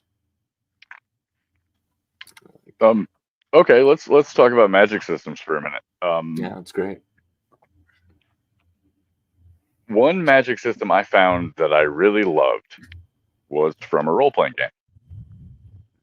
And it was an old World of Darkness game called Mage. Mage? Ooh, jeez. Yeah. Is that old? Which version? The OG purple book. Was that Mage the Ascension? Yeah, well, the reason I ask is there's the revised version of all of the World of Darkness stuff, including Mage, and then there was original blend, which was out of control. See, I like the original old World of Darkness stuff. Man, I gotta get into all this stuff. I can make sure you get a copy of the book. Yeah, original Mage the Ascension was pretty wild. You could the concept behind it was that the only barrier to being able to do anything with magic was whether or not you had enough of the energy, which is quintessence, and you had enough of an understanding of the specific sphere of influence to warp reality in that way, and could make it happen so that it was plausible, not necessarily factual, but plausible. If you could explain it in a way that, and this is where role players get real interesting, if you could explain it in a way that it made some sort of twisted sense, you could get away with it. That's fun. Because the way the cosmology was set up, as a mage, you are what is known as a reality deviant. Yep. And the harder you push reality, the harder reality can push back with a mechanic called paradox. Mm-hmm. So there were two types of magic, static and vulgar. Static magic is exactly what Daniel was explaining. It was the explain it away magic. Yep. Like, let's say your mage is dead broke. Yeah. You're like, shit, I need money. So you have a couple bucks. So you're like, okay, I'm going to go into a convenience store. I'm going to buy a scratch off. Well, you infuse that with a little bit of magic, and you got a winning scratch off. You now have the money you need. Yep. And no one is the wiser. Now, if you start doing that every 15 minutes, somebody's going to catch wise. You're going to be like, that doesn't fucking happen. Yeah. Yep. Vulgar magic is when you decide to, like, level a building. Yeah. Throw a fireball. Yeah. Direct and that's when reality decides it really has had enough of your shit. Because what you're doing is you're basically showing the unbelievable to the non-believer. Interesting. Yep. The simplest example of how it works is we'll use basically martial arts, anime style stuff as an example. So static magic, you could theoretically convince people around you that all the crazy flipping and building, jumping, and flying kicks and crazy stuff that you do in a combat situation against somebody is a movie shoot. Yeah, there's wire work. Even if they can't see the wire work, just the simple fact that they go, oh yeah, well, that makes sense because so many people in the world have seen wire fu in film. you can get away with it. But if you are in the middle of a crowd and Hadouken the shit out of somebody, then reality is like, no. And, you know. No, I don't think so. Yep. And the way the magic works is there's 9 spheres of influence. Yep. What I really enjoyed about it is the first level of each sphere. And what that gave you was an understanding. So if you had the first sphere in forces per se, you could look at a building and follow the electricity moving through the house. Yep. You could follow the electricity moving through the house, like see it, or you can see it. You could set yourself to be able to do it in any way. You can hear it, you can see it, you can feel it, you know, whatever. However you want to do it. Yeah. Interesting. See, it was the most freeform, insane thing. That's fun. The concept of time sense was the most intriguing to me with magic, with Mage the Ascension. It was always interesting. The idea that you could sense the individual milliseconds and time everything. Having time sphere even at 1 dot, which was just the sense capability, could be used in any situation. You can maximize your ability to craft things. You can time attacks, time dodges. In the original version, before they nerfed the crap out of it and twisted the whole thing around with the revised, having 1 dot in time sphere, you were absolutely insane as a mage. Yeah. So why doesn't everybody just do it, right? Yep, that was the thing. It's like min-maxing in D&D. Once everyone figured out just what you could do with the time sphere, every character would take at least that 1 dot in it. There's certain cards in Magic the Gathering too, where it's like you read it and you look at it and you're like, well, this doesn't make sense with the theme of my deck, but you realize it's in every deck for a reason. You know? Yep. And it's just a standalone, just makes sense. But it was a great system. Yeah, the Mage the Ascension sphere system was revolutionary for role-playing games because it gave you the ability to do whatever the heck you wanted as long as you could explain it. Exactly. Like a real mage. Yeah. Mm-hmm. Yep. Instead of memorizing spells that you sling X amount of times in a day. Or, you know, they tried that with D&D, tried components for a while, and that got really ridiculous. Yeah. There's still some DMs that enforce that. Mm-hmm. Oh, tight one, assholes. You know, it would be fun to play. And that's what made Sorcerer so prevalent, because everybody was like, I don't want to deal with components. I'm just going to have spells per day. Yeah. You get a two material. It's Blood of Dragons, motherfucker. It's a viable play style with components when you have like a small group of DMs that are all playing wizards. So it's like just like 5 DMs get together. Maybe you rotate whoever the actual DM is, and everybody's a wizard. And you keep track of components because you're all freaking DMs. You should know your stuff. You know, and that's what it would really take. It would be fun, but like, that would be the situation. I think that's pretty much what Mage the Ascension was. It's the most broken system in all of the World of Darkness, but it was so much fun. So it's similar to Vampire the Masquerade. Same company. Yes. Yeah. Essentially the same game. I played Vampire. I went all Nosferatu.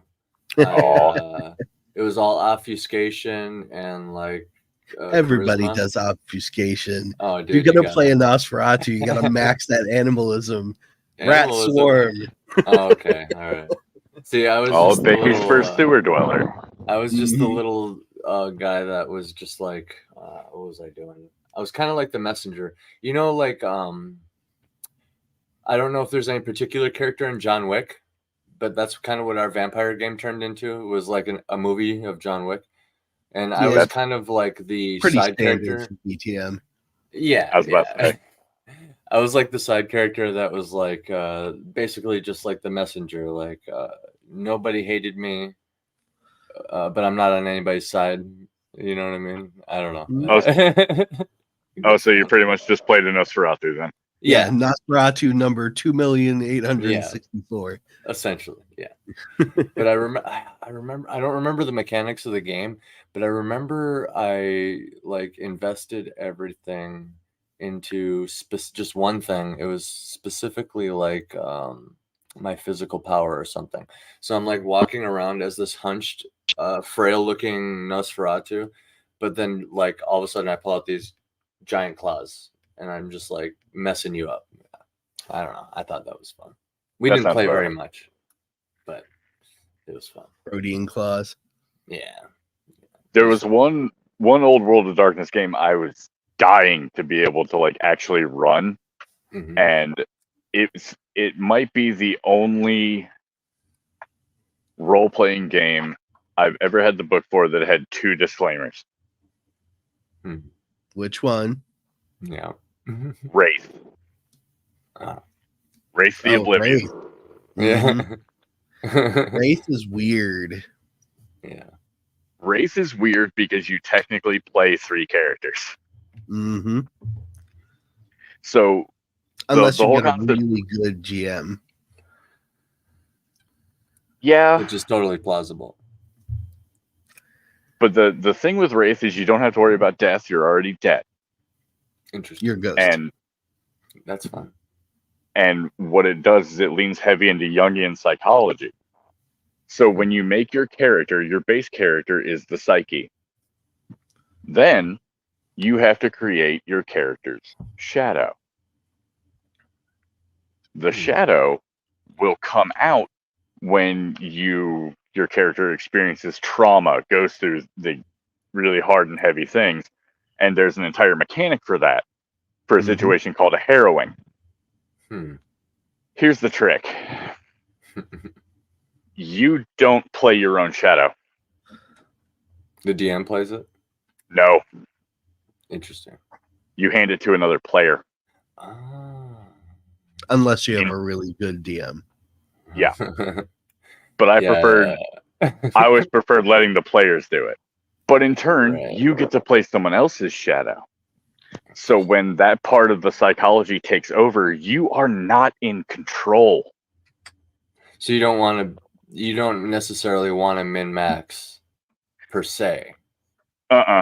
Because then all that power, or like Gandalf getting the one ring, it's just like passed off to somebody. Well, the idea was that your shadow is basically the id in psychological terms, which is the base primal version of you. It's the lizard brain. Yeah. So it was, and that's why I kept saying, unless you have a really good GM, because the thing about role-playing groups, tabletop role-playing groups, is that they're a bunch of wild people who are willing to do whatever the heck they want. So a lot of the time, the thing that made Wraith so difficult was the concept of handing your actions to the next person at the table meant that it didn't quite fit the paradigm, because your id is your lizard brain, but it's all about your character specific drives, their desires and whatnot. So you hand it to another player and they're like, I'm going to run off the side of this building and land on top of this group of people with a hacksaw and just start spinning around. And you're like, my character has nothing about the character has anything to do with that. Well, that was the trick to Wraith. The shadow was its own different character. Yeah, and it works better in a group of like improv actors, where you can maybe a little bit. The original concept for the shadow was to be all the parts of you or your character that actively work against your own interests. Yeah, and they gave them all archetypes that you could choose from.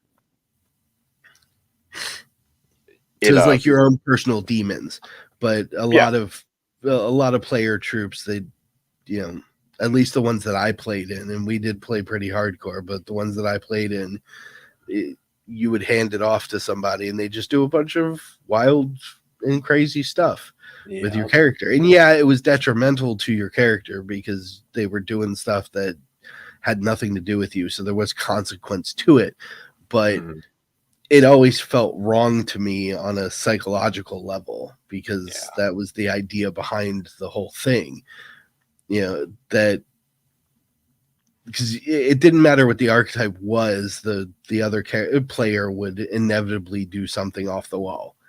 And it's not, it didn't develop your character any further. And that was really what World of Darkness was about, was building these elaborate like second lives at a tabletop session. It's not so much a dungeon delve hack and slash murder hobo situation. It was supposed to be a real in-depth role-playing experience, at least originally when it was made.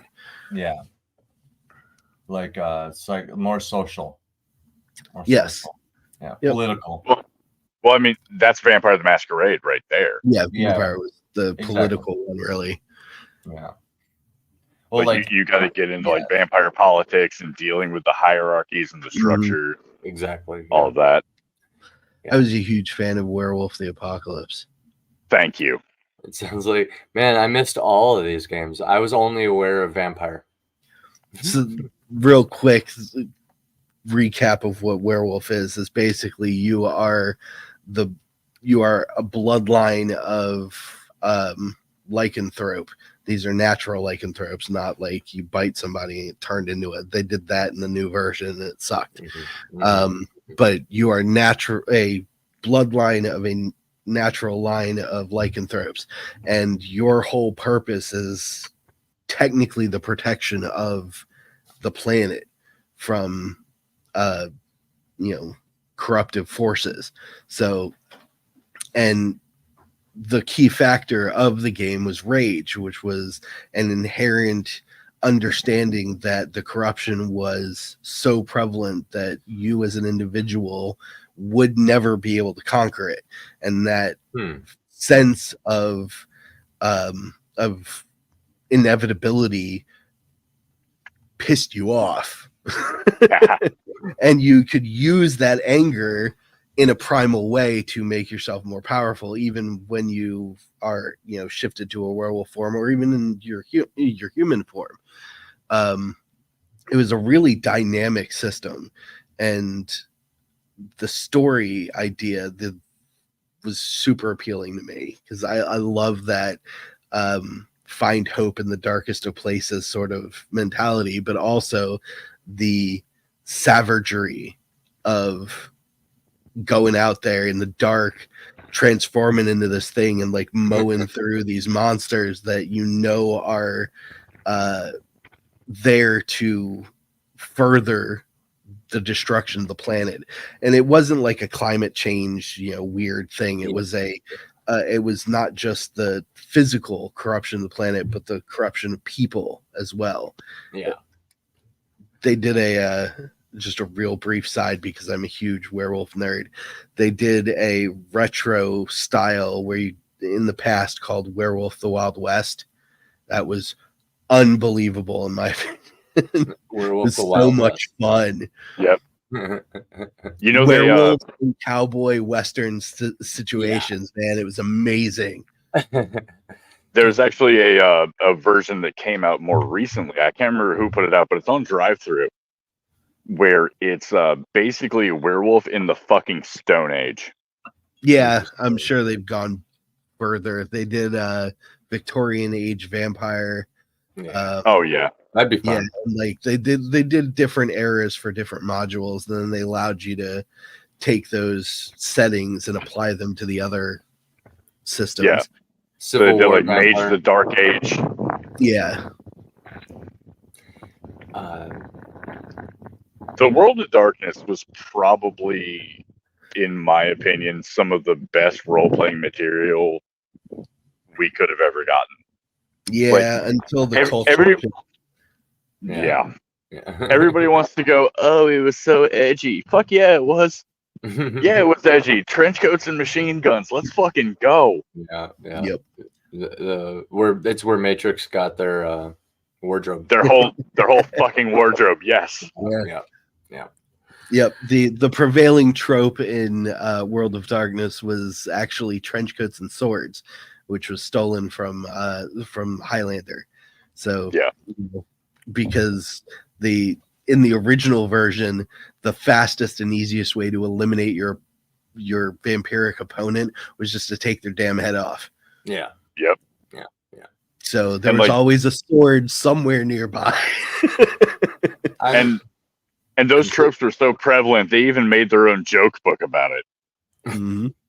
They put out a joke supplement about just being a badass in a leather jacket with a sword. Yep. You gotta be self-aware. One of my favorite things about werewolf stories is like almost all of them revolve around this theme of like the beast within, right? Mm-hmm. Like the animal. That's what the folklore man. was designed around. Yes. Yeah. So it doesn't surprise me that the story revolved, inevitably revolved around the corruption of something. Yep. You know, it makes sense. And it's got its own cosmology, especially werewolf. Holy shit. Yeah. You know, the worm, the weaver, and the wild. And then if you want to have more fun, you go into the changing breeds to where you can play weird all sorts of shit. Yeah. Were-rat, were-bear. Well, there was a thing in the lore where the werewolves sort of had a moment of like a period of insanity where they went kind of eugenics and decided they were going to destroy the other changing breed so they'd get out of the damn way. It was called the Improvement. And so all of the bloodline tribes of werewolves essentially banded together into one big army and started taking out the other shape changers. It was a wild bit of lore that added a great level of depth to the whole concept. Oh, yeah. And the one group they had problem with was the bears. Mm-hmm. Of course. I mean, well, what was great about the bear shifters, I believe they were the Ursel, something like that. Yeah. What was great about them was they were the ones that had the ability to actually nurture everything back, so they could pull off what the werewolves known as the Geru in the story. What they ultimately wanted was to rebirth everything. Yeah. And the bear shifters were the ones that actually had the ability to do so. And the werewolves were so single-mindedly focused on getting everyone out of their way so they could do their job that they almost made the one shapeshifter in the world that could actually pull off what they wanted extinct. They almost killed them all off. A total we're going around our own head to punch yourself in the face moment. It was great. You'll get those with vampires too, exterminating humanity basically, and like populating too much. Classic. That's a funny vampire story trope that I never understood. Yeah. Let's make a billion billion types of creatures that exist on human blood, and then we'll kill all the humans so we don't have any food. Makes sense, right? No, they would do exactly what humans do, and they would farm us. Yeah. they would domesticate us and farm us, and that was done in the Blade movies. Yeah. I see a whole dystopian, horrifying movie in my head actually just now saying all that. Like, imagine fully integrated, like post vampire apocalypse. The world is completely unrecognizable from what we see. The vampires run the show. I should dibs this. Hold on. We're live on air. I dibs on this. This is go ahead. to any lurkers. But yeah, like the vampires are the top of the food chain. They're running all of society. They're out in the open, and humans are literally domesticated dogs. We're like dogs, straight up. And you could have the protagonist be, I don't know, a vampire that doesn't like the way things are, or like a human. A human would probably be the best, honestly. Yeah, a runaway dog. They kind of covered that in Vampire the Masquerade. Yeah. Yeah. Did they? Yeah. Or did you? No, it was literally baked into the lore. In Vampire Society, even though the concept was that they still moved in the shadows of humans, so that they weren't chased down with torches and pitchforks. There were people that were had chosen to be food sources for vampires, and they were thralls. Part of their whole society was designed around not just the Renfield style servant, which was called a ghoul, who was given who was given some of the vampire's blood for better than human ability. But they also had what were known as blood dolls, which were humans that were just like, yeah, I like this, drink for me. And they would cultivate, like there was one clan that cultivated entire family lines of blood dolls, just people that were raised and indoctrinated like a cult to feed that particular clan of vampire blood on the regular, as well as serve them as human slaves. It was wild. Yeah. See, that's compelling. And you could perfect that, add your own spin on it, and then evolve it even further. Like I'm imagining like dog shows or yeah, dude, like real dark. Like reminds me of the Zimisay. You know what I'm saying? Oh God, let's not get into the flesh crafters right now. Poor when Andy. he said dog show, I was like, the only thing I think of is like 5 Zimisay, and they're like, so this is my amalgamation abomination, and this like 8-armed fucking giant human thing. Who can make the best blood bag? Who bred the best blood bag? Yeah, right? Exactly. Dude, my human's the fastest. My human's the strongest. You know what I'm saying? Total Zimisay thing. Dude. Look at my human's hair. They've got their own kennel club. Yeah. Dude. Human babysitters. Like, because you can't let them run around free. And it also transforms into a lawn chair on demand. Dude. Yep. That's why they were terrifying. I could have some fun with that. It would be really dark, though, dude. It would be really fucking dark. That would probably be my first 18 plus, just because I would have to just keep it so brutal the whole time.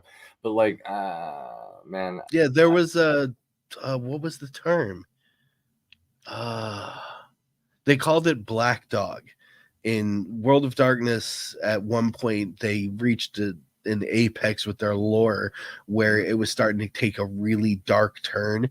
So they created an entire sub category for the game system called Black Dog, and it was like serious mature theme stuff. And they had a disclaimer in the beginning of each of the modules that this was a Black Dog game.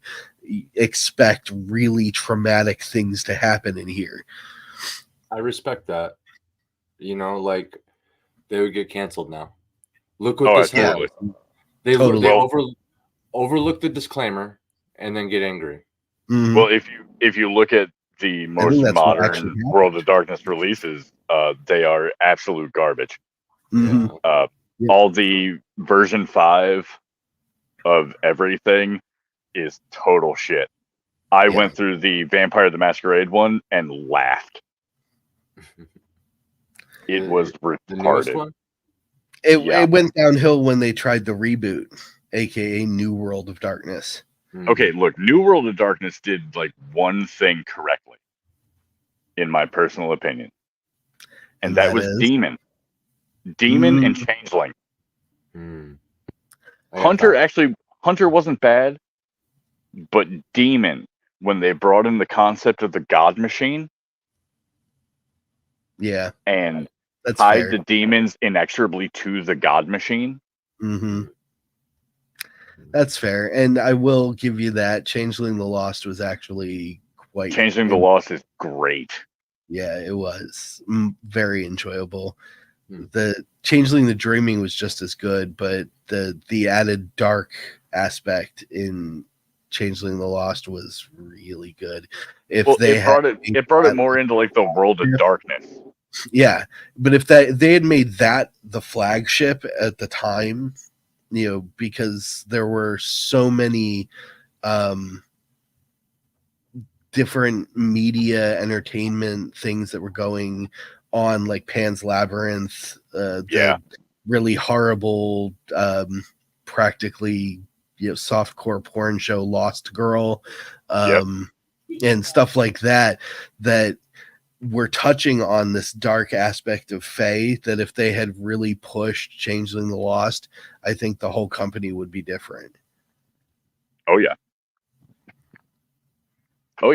I think Onyx Path wouldn't have had to get rid of most of their shit to Renegade. Because Renegade are the fucking losers that have totally boned Vampire. What was the defining aspect about Changeling that you think that would set it apart and like cause more success? Okay, well, the idea behind Changeling the Lost was that you have to understand Changeling the Dreaming to really get where the shift comes from. Changeling the Dreaming was very much on par with the rest of the World of Darkness in the original set, where it was fairy beings trying to operate in human society without being noticed by human society. So it was, what was that? I have thoughts, but go on. Okay. So the idea behind Changing the Dreaming was that the dreaming was the subconscious plane of existence that all humans go to when they go to sleep and hit REM, and you know those crazy things that you wake up and go, I just had the weirdest dream. You know, this is where these beings exist, and can do the most fantastical things, but they're tied to humans on the regular, so they live a sort of half-life, 1 foot in reality and 1 foot in imagination, which was really cool, but it was a little odd for World of Darkness. Changeling the Lost, on the other hand, went with the old folklore style of Fae, which is a fairy creature crosses over into reality, steals you at some point, kidnaps you, drags you into an alternate reality that warps you into something totally different, and then for whatever reason you're spat back out into the real world and you're no longer you. And there's even a mechanic for a homunculus version of yourself that has taken over your life. Wow. So the rest of the world doesn't realize that you're gone. Right. And that's like one of the first things you got to do is go find that copy of yourself running around or whatever. Right. And there's a whole system for that too. It was such a wonderfully dark shift that, and the whole concept of reclaiming your life after this insane alien traumatic experience that has fundamentally changed you on a physical, emotional, and mental level into something else that you, when you regain your sense of self, don't even recognize, was brilliant. It was genius. At that point, you're no longer fundamentally human. Right. And the concept of going after your own fetch has consequences. Yep. In the system, which is really good, because like it makes you question, like, are you going to upset everything? Yep. So you get this this psychological role-playing experience that also becomes a survival horror situation. Is at the same time, whatever reason it is that you've been ejected from this alien plane of existence, there are things that want you to come back so they can do shit to you, and they will cross over to hunt your ass down. This entire concept. Okay, so not only is it true to Fae historical lore, with the changelings and the fairies take the babies or whatever. Like Midsummer Night's Dream, if it was a Midsummer Nightmare. Midsummer Nightmare. Yeah, that's a good story name, honestly. But this lore is carried into modern day, even with like Baldur's Gate 3, for example. It's baked into D&D lore, modern D&D lore, with the at least the green hags, for sure. The hags are essentially fairies. They're fey creatures, and it's baked into the lore. You know, they try to make deals with expecting mothers because that's how more hags are made. Yeah, you know. Yep. But you know, that's you get changelings and stuff. But this entire thing reminds me of the D&D campaign I'm running with my wife, where I allowed her to be a changeling, because I figured it'd be, I don't know, cool to just look however you want at any point in time. We're not hung up on that. You know what I mean? But it turned into super compelling story, like exactly everything you guys are talking about, where except for the reclaiming her own life from a duplicate, because she never like really staked her claim in any one identity. She was just kind of basking in the anonymity of it all. Yeah. But like I brought her to the Feywild and stuff, and she made some friends, and like the main antagonist is this really powerful green hag, and I have a lot of fun with that. You know what I mean? She made a deal with her, so this green hag has her blood. That's going to go on forever. And now I want to run a changeling game. Oh, it's fun. Okay, so here's what you do, and I started a new one with my roommate, where I was like, I want to know what this feels like to play as a changeling. Like, that's kind of cool, you know what I mean? So the whole idea, you know, since you're so overpowered as far as like appearance goes and stuff, I like to just crank up that charisma and just build whatever charisma build. Honestly, it doesn't matter. But like, it's really fun thinking of these changelings as not really being able to fight. They're just like so obsessed with keeping their identity secret because they're essentially aliens. They're aliens walking around. So in a medieval world, a medieval fantasy world, so many wizards are going to want every drop of your blood. Like, they're going to want to grind up your bones. They're going to want to use your eyeballs for stuff. Witches too. Everything you're a walking spell component bag. You're an alien. Yeah, you're a walking spell component bag. So yeah, in a medieval world, especially, and there's like xenophobic, like medieval, what's the word? Uncivilized mindsets.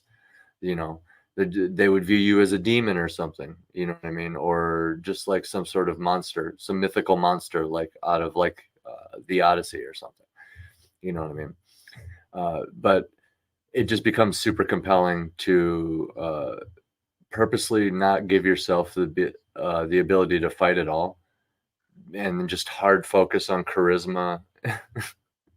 Because like the most broken thing you can talk yourself out of the situation. Figure it out. Exactly. You know what I mean? Yeah. You can turn into anybody, you know, just like approach situations differently, you know, make yourself really observant and good at acting. Honestly, that's my tip. Yes. There you go. You know. Well, gentlemen, I'm about to head off, lay down. But what I will say is I want to do a stream with you two where we just sit and talk about one single role-playing game. That'd be fun. I think that would be really fun. Mm-hmm. We should tie in Indian somewhere. Because, you know, I do have a buddy that's like making a game. He's been making it since like high school and stuff. So like, and I play a lot myself. And like, you guys obviously seem really knowledgeable too. Like, I didn't even know some of these games existed. And like, I played Vampire. You know what I mean? So. Yeah. We haven't scratched the surface. Games. Yeah. What'd you say, Dan? We haven't even scratched the surface. Yeah. I said I spent most of my life playing games, mostly tabletop, so I know some obscure old game systems and rules and things that everybody's like, "The hell are you talking about?" It's like anytime you bring up Fatal. Fatal. Is that a game? Yeah. I haven't played it. Fatal's one of the most notorious games ever made. Is it like hack and slash, kill the player? It's total murder hobo, but take every bit of edginess that the World of Darkness has, crank it up to 12. Yeah. And just make it awful. Yeah. I'm not a murder hobo player. I much prefer getting deep into stuff, and I think that's part of why my characterizations in my novels are so good according to the people that have read them, is because all of those years of creating people, imaginary people, but they're still people with incredible depth, has lent itself very well to what I do now with writing books. I actually wrote something on my Substack about that. Yeah. But using tabletop as a creative writing tool. Exactly. Yep. I was going to say, if there's any takeaway for like writers or authors or anybody listening, it's like at the very least, like tabletop gaming, it's like it is a character factory. You will make compelling characters, and at the very least, you'll find compelling situations, right? True. So like it just like pumps that muscle. Yeah. Oh yeah. We are approaching we're past the 2-hour mark now. You brought up laying down. You know, I do have to work also in like 3 hours. But I should have been in bed 2 hours ago. So hey, I appreciate you guys hanging out. We talked about some cool stuff. I plan to do a hell of a lot more. Oh, absolutely. Let's get like triple digits, 4 digits on this episode count. We'll keep it going. Bring the good stuff. I just started the parade of awesome people. We'll just keep it going, man. Hell yeah. But I'll just let's see. Daniel, what have you been working on lately? Oh, dude, I'm always working. Oh, yeah. My weekends are quiet, reflective times normally, but yeah, I'm constantly working on projects for people in the Iron Age community and other clients that I have with my business, as you can see, whimsyland.org. Yeah. That is literary coaching and services. I help you do everything that has to do with writing. And right now, my main focus is finishing up the comic adaptation of Jisadai. Issue number 1 is going to be close to finished. Like I mentioned on Friday, I don't actually know if I mentioned it on stream or not, but I'll tell you in case I forgot that I did. I'm extending the comic. Originally, it was going to be 24 pages. I'm extending it to a full 32. Ooh. So, now I've got 5 more pages and some goodie fill pages for the midsection of the book that I've got mapped out and ready to go to my amazing artist. Yes. So this thing is going to be fantastic. I'm looking forward to it. Awesome. That's awesome, man. And Mindflayer, is there anything you wanted to plug? Oh, no. I basically told you everything I'm working on. Yeah. The MK Ultra, Naomi, and Delta podcast thing sounds cool. Sounds sweet. I'm gonna make sure to put out a link. I know I put out a link in the Substack for the podcast just so everybody can like know where it is, but I'll make sure we get that worked out. I made a Substack for it too, just so I could do like smaller things, because a lot of like the actual getting together and recording has just been a pain in the ass for me. But yeah, that and working on, opening my own publisher. So, hell yeah. So it's going to be a publisher mainly for tabletop content, because I've just come to learn that that's where I love my storytelling. Yeah, and I've been told I have the voice to tell stories. So, hell yeah. And every adventure that you put out, is no different than publishing like an actual like novel or novelette. Pretty much. It really is a story, and it even has pictures. It just also has mechanics. Yep. Exactly. Yeah. It's a choose your own adventure. Interactive storytelling. It's great. So Collaborative storytelling. mm-hmm. Yes. And for you can find I gave your podcast a shout out in the description. Anomalous on Spotify. Excellent. Thank you. Yeah. And you can follow, I don't know if you mentioned Daniel, you can follow Daniel on Twitter at Mr. and Mindflayer. That's it. Same thing, MrMindflayer on Twix, on the Twix. And me, I have been facilitating my own comics behind the scenes. I got 2 scripts written. Each of them are set for 24 pages, but like seeing what you're going through, I'm kind of like following behind like the trail you're leaving in the snow, apparently, like just a little bit, you know what I mean? And who knows? I don't know what you ran into that inspired the little boost up to, what'd you say, 32? Yep, 32 pages. Is that like a different standard length or format? Or no, that's normal, American comic length as far as mainstream is concerned. But the reason I did it was because I got to the end of the 24 mark and actually saw I had some more things that I wanted to show. Yeah, so I was like, okay, well, my original plan was just to do the 24, but there's more things I'd like to do. And I think for an inaugural issue, to really sell the story to potential fans that are going to want to follow this as I keep creating them, because it only covers 2 chapters in the first book in the Geese and I book series. So I was like, I'm going to do this, and I'm going to throw in a couple of, big artistic designs, not just panel pages. I want to really make this a fully dynamic first issue. So adding an extra 8 pages seemed like the right thing to do. Yeah. My first script that I completed that's being done by Luke Stone. When I finished the first section, because like my short stories are almost divided into their own little sub chapters. Mm-hmm. Well, actually, really quick, Mindflayer. Yeah, he's taken off. There it is. He read my mind, man. He's a Mindflayer. I'm telling you, he was reading it. Yeah, that was wild. I was just gonna be like, dude, you said you were gonna go you were gonna go lay down. I feel bad going on, but anyway. Dude, that blew my mind. I forgot what I was even talking about. Oh, so my first issue wound up at 23 pages, and I was looking it over, and I was like, actually, I could just do like an entire full spread, like right at the beginning or at the end.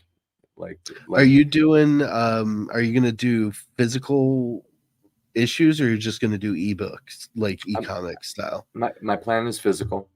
Okay, sure. You want to stay with multiples of 4. The reason for that is because of the page formatting setup. Okay. It needs to be in multiples of 4 in order for the book to actually physically come together correctly. Well, my gut instinct paid off then, because like I looked at it and I was looking over the script and the number, and I was like, I can just add a full page. Like I just got this overwhelming feeling to do it, so I just slapped a nice opening scene right in the beginning, just one full, just here, eye-catching, you know what I mean? Like I'm imagining the person in the comic book store, and they like open the first page, you know what I mean? And it's like full spread, and then the story or whatever. That's exactly what I'm doing. Oh dang. Hell yeah. But what did you say? I said that is the way. It is the way. No, there's a lot of what you're doing that I'm like, that's exactly it right there. It's the whole reason I started the website and the business to begin with. Yeah. I won't hold you for too much longer because I'm starting to run out of brain. But when I wrote my first trilogy, which is currently just an ebook because I'm redesigning it, I guess, the Tales of Halcyon, I did it all without knowledge. I just was like, I'm going to finally write this freaking book that I wanted to write forever. And it took forever to do. And I was sitting in front of the computer staring at the screen going, got nothing. I got nothing. And so, I started trying to write over the COVID lockdowns and had nothing better to do. So I'm just sitting here in front of this blank piece of blank document going, the story's there, but I don't know how to get it out of my head. And I didn't even know where to look. I was like doing Google searches on how to write a novel. Craziest stuff. And then I got on Twitter and started asking questions of some other guys that I found just from looking around. Joshua Lysick, who is this incredibly talented and wise and now almost celebrity ghostwriter. Adam Lane Smith, who started with writing some lit RPG books. He's now a relationship counselor and very successful guy. But picking their brains is like, okay, you guys have done this already, and now this is what I want to do. So please tell me how to do this. And they responded and everything. And they responded to me. I got to know them, and we're still mutuals on Twitter and occasionally sharing stuff between each other. I affiliated with like practically every single thing that Joshua Lysick ever put out, which was crazy. And he's been quietly the most supportive person behind everything I've done over the last couple of years. And then I thought, once I finished the trilogy and each successive book got faster and faster, I thought, okay, instead of all these people that I've now met that are just starting the journey like I did years ago, instead of them floundering around trying to figure out what it is that they need to do in order to get this thing out, to take that story out of their head and put it on the paper, I'm going to show them how. Right. I'm going to give them the leg up that I didn't have. It's a beautiful thing, dude. Yeah.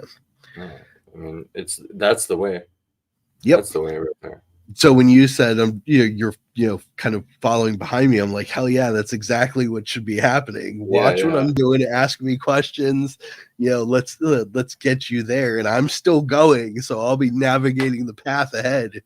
Well, it's like I spent like a dozen years doing music, and I got a good gauge for people in that time. You meet a lot of strangers really quickly, and you got to get a good feel for people, and people become colleagues and enemies so quickly, friends and forgotten the next second. And it's just like a high-paced environment for years. You know what I mean? Yeah. And you just develop this sixth sense. I don't know. Being able to spot stuff. Call it talent or an it factor or like some sort of real ambition that's possible. I don't know what to call it. Eagle vision from Assassin's Creed. There you go. Whatever you want to call it. But it's an instinct. Yeah, and my gut instincts have kind of led me to the community I'm in, and I can kind of see and get a feel like, for example, that comic thing, I didn't even know about that, but like just like another little small gut instinct, like maybe I should add one more page. It just feels like I should, you know what I mean? And like I went into this, you're doing mostly black and white, right? Yes. The crowdfund version, I've coerced my beloved daughter into doing some coloring for specific things. So there will be, it's mostly black and white. That crowdfund campaign one, it will be a special edition sort of thing that will have color accents, which it's going to look amazing in contrast to the black and white. and that'll be special for backers. But in demand, sales are going to be just plain black and white after the campaign's over. Yeah. So like Schindler's List. Yeah. Dude, that was like one of my original ideas. I was like thinking about all the success that like manga has, for example. Like I have a few books myself on my shelf, and almost all of them are like black and white. You know what I mean? And it's like they're made like the dude who wrote it also drew it on a lot of the cases, and it's just like mangakas are pretty crazy. Yeah, dude. It's like a way different way of doing it. And they take indie. I don't know. Is that indie? Because I know they get involved with studios. Yeah, most of it is, from what I know, I'm not an expert, but from what I know, from what research I've done, the whole mangaka system is studio driven, but it's extremely cutthroat in that there are so many aspiring creators that it's just, if it doesn't work, you're cut off and somebody replaces you in that slot immediately. Because there's more. So you have to either have the greatest idea ever or be caught on the trends very quickly over there. Now, is it gatekeeping, or is it like trial by like literally trial by fire with like merit? Yeah, it's very trial by fire with merit. Okay. From what I can tell, a lot of them will craft their entire first book and before it's even paid for. Like the whole system over there is totally different from the way we do things in America. They'll create the entire product, and that's sort of the model that I went with. I'm not starting the crowdfund campaign until this thing is done. And I have my printer locked in, all the logistics are over with. Then I'm pitching it to the community and the world. Because that's what I was inspired by. And my artist is, as you've probably seen some of the images I put up, my artist is fantastic with modeling off of the manga style that I was looking for. I'm doing them in American floppies, so it's not going to be a little dinky manga book. Right. It'll be a actual American, comic book floppy, but it'll have the aesthetic of a manga physical print in it, and that's able to take in all the details. Yep. And then when I was thinking about the color accents, I actually didn't even think about what you said. I was thinking Sin City, where that's the second example. Black and white, but the accents of red, the occasional flash of a yellow sign. In that was the inspiration that I was looking for when I asked my beloved artistic daughter to do that. That was an idea that crossed my table too, actually. Sin City and Schindler's List specifically as the two examples. What I really like about what Sin City does about it, I don't know if this has a technical term to it, this like coloring style. I don't know what it's called. It might have a technical term. But what I like about what Sin City does with it is it's always like a particular color, like with a particular character or object, and it's to convey a particular idea. Like association. Like the yellow goblin guy. He's not a good guy. He's a sickly color. He's misshapen. Like that's all for a reason. It's to convey that to us right off the page. It's supposed to leap off the page at us. It's color association, which is from the Matrix, the girl in the red dress. That's color association. You immediately think the girl in the red dress, and your mind now, thinks Marilyn Monroe, basically. So you're looking for a beautiful woman in a red dress, and you don't need to convey all of those words. You just have to say the girl in the red dress, and everybody knows. And color association, I love doing this with my symbolism, my symbology. I love it. Symbology. Oh, dude. Because believe the word you're looking for is symbolism. Yes. Well, because like at first, dude, it's like, oh, hey, bro. It's my favorite scene from Boondock Saints. I gotta rewatch that still. Even since our stream, I haven't watched it yet. I gotta find some time. But like, yeah, like early on in the process, man, it's like, oh, make this character.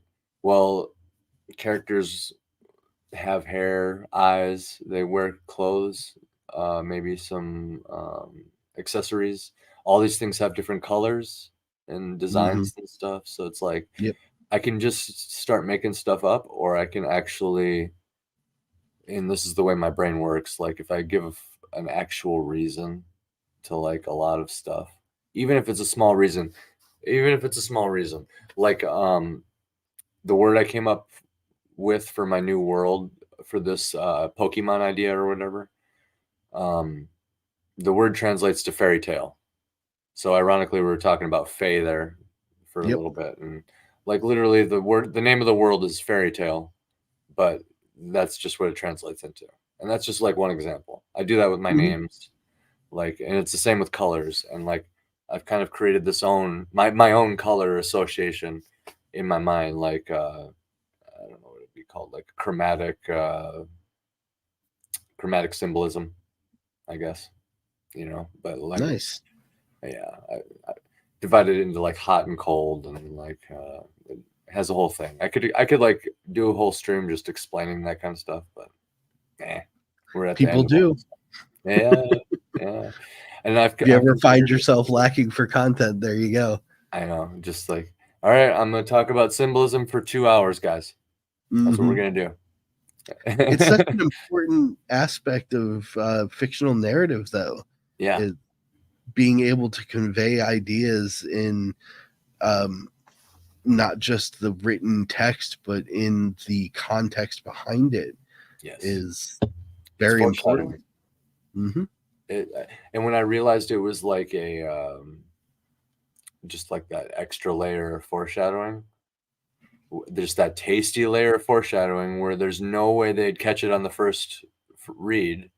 Well, like, okay, they could if they were like astute enough. Like, why is he describing everything so weirdly? Why did he choose that word? You know what I mean? That's a little bit more than characterization. It just seems like, why is he comparing those things? You could start looking at that stuff and kind of start putting dots together. You know what I mean? Yeah, absolutely. I'll tease a little bit on the comic real quick. There's a physical aspect to the comic that isn't stated directly from the novels that I intentionally put in and sort of already teased with some of the commissioned art that I've done. In the first issue, the majority of that issue, when Gabriel swings his sword, they're drawn as standard, flashing arcs. But after a specific point in the story, there will be an added detail to that arc, a change in the way that it's presented. And the reason for that is that what he's doing is different than what he was doing before, up until the inciting incident of the story, which, if anyone who's watching has read the book, you understand. Yeah. Up until that point, the weapon is just a weapon. It is just meant for killing people. And after that, it has taken on a new meaning, and therefore the way the weapon moves is now different because it's being used in a different way. Yeah. So physically in the comic, you'll see by the end of issue 1, and then the explanation will, I believe, be in issue 2. So you won't know if you haven't read the book what it means. But by the end of issue 1, you will see the actual shift in the character happen physically on the page. Yes. Whereas in the book, it's written as something that happens inside of him. But in order to show that to someone with a physical media, I had to add a detail, and I was trying to rack my brain on how I wanted to do that. My initial idea was to color the arc and make that pop out, and like there's something more behind it. And I went, no, we need to take this a step further. And now there's this really amazing physical representation of spirit in that in the weapon swing now that I think is going to really wow people. So cool. Yeah, it's so cool, dude, I love it. Dude, so I'll share a little thing from mine that's not released. All right, and you're gonna see this as my editor when I send it over. Nice.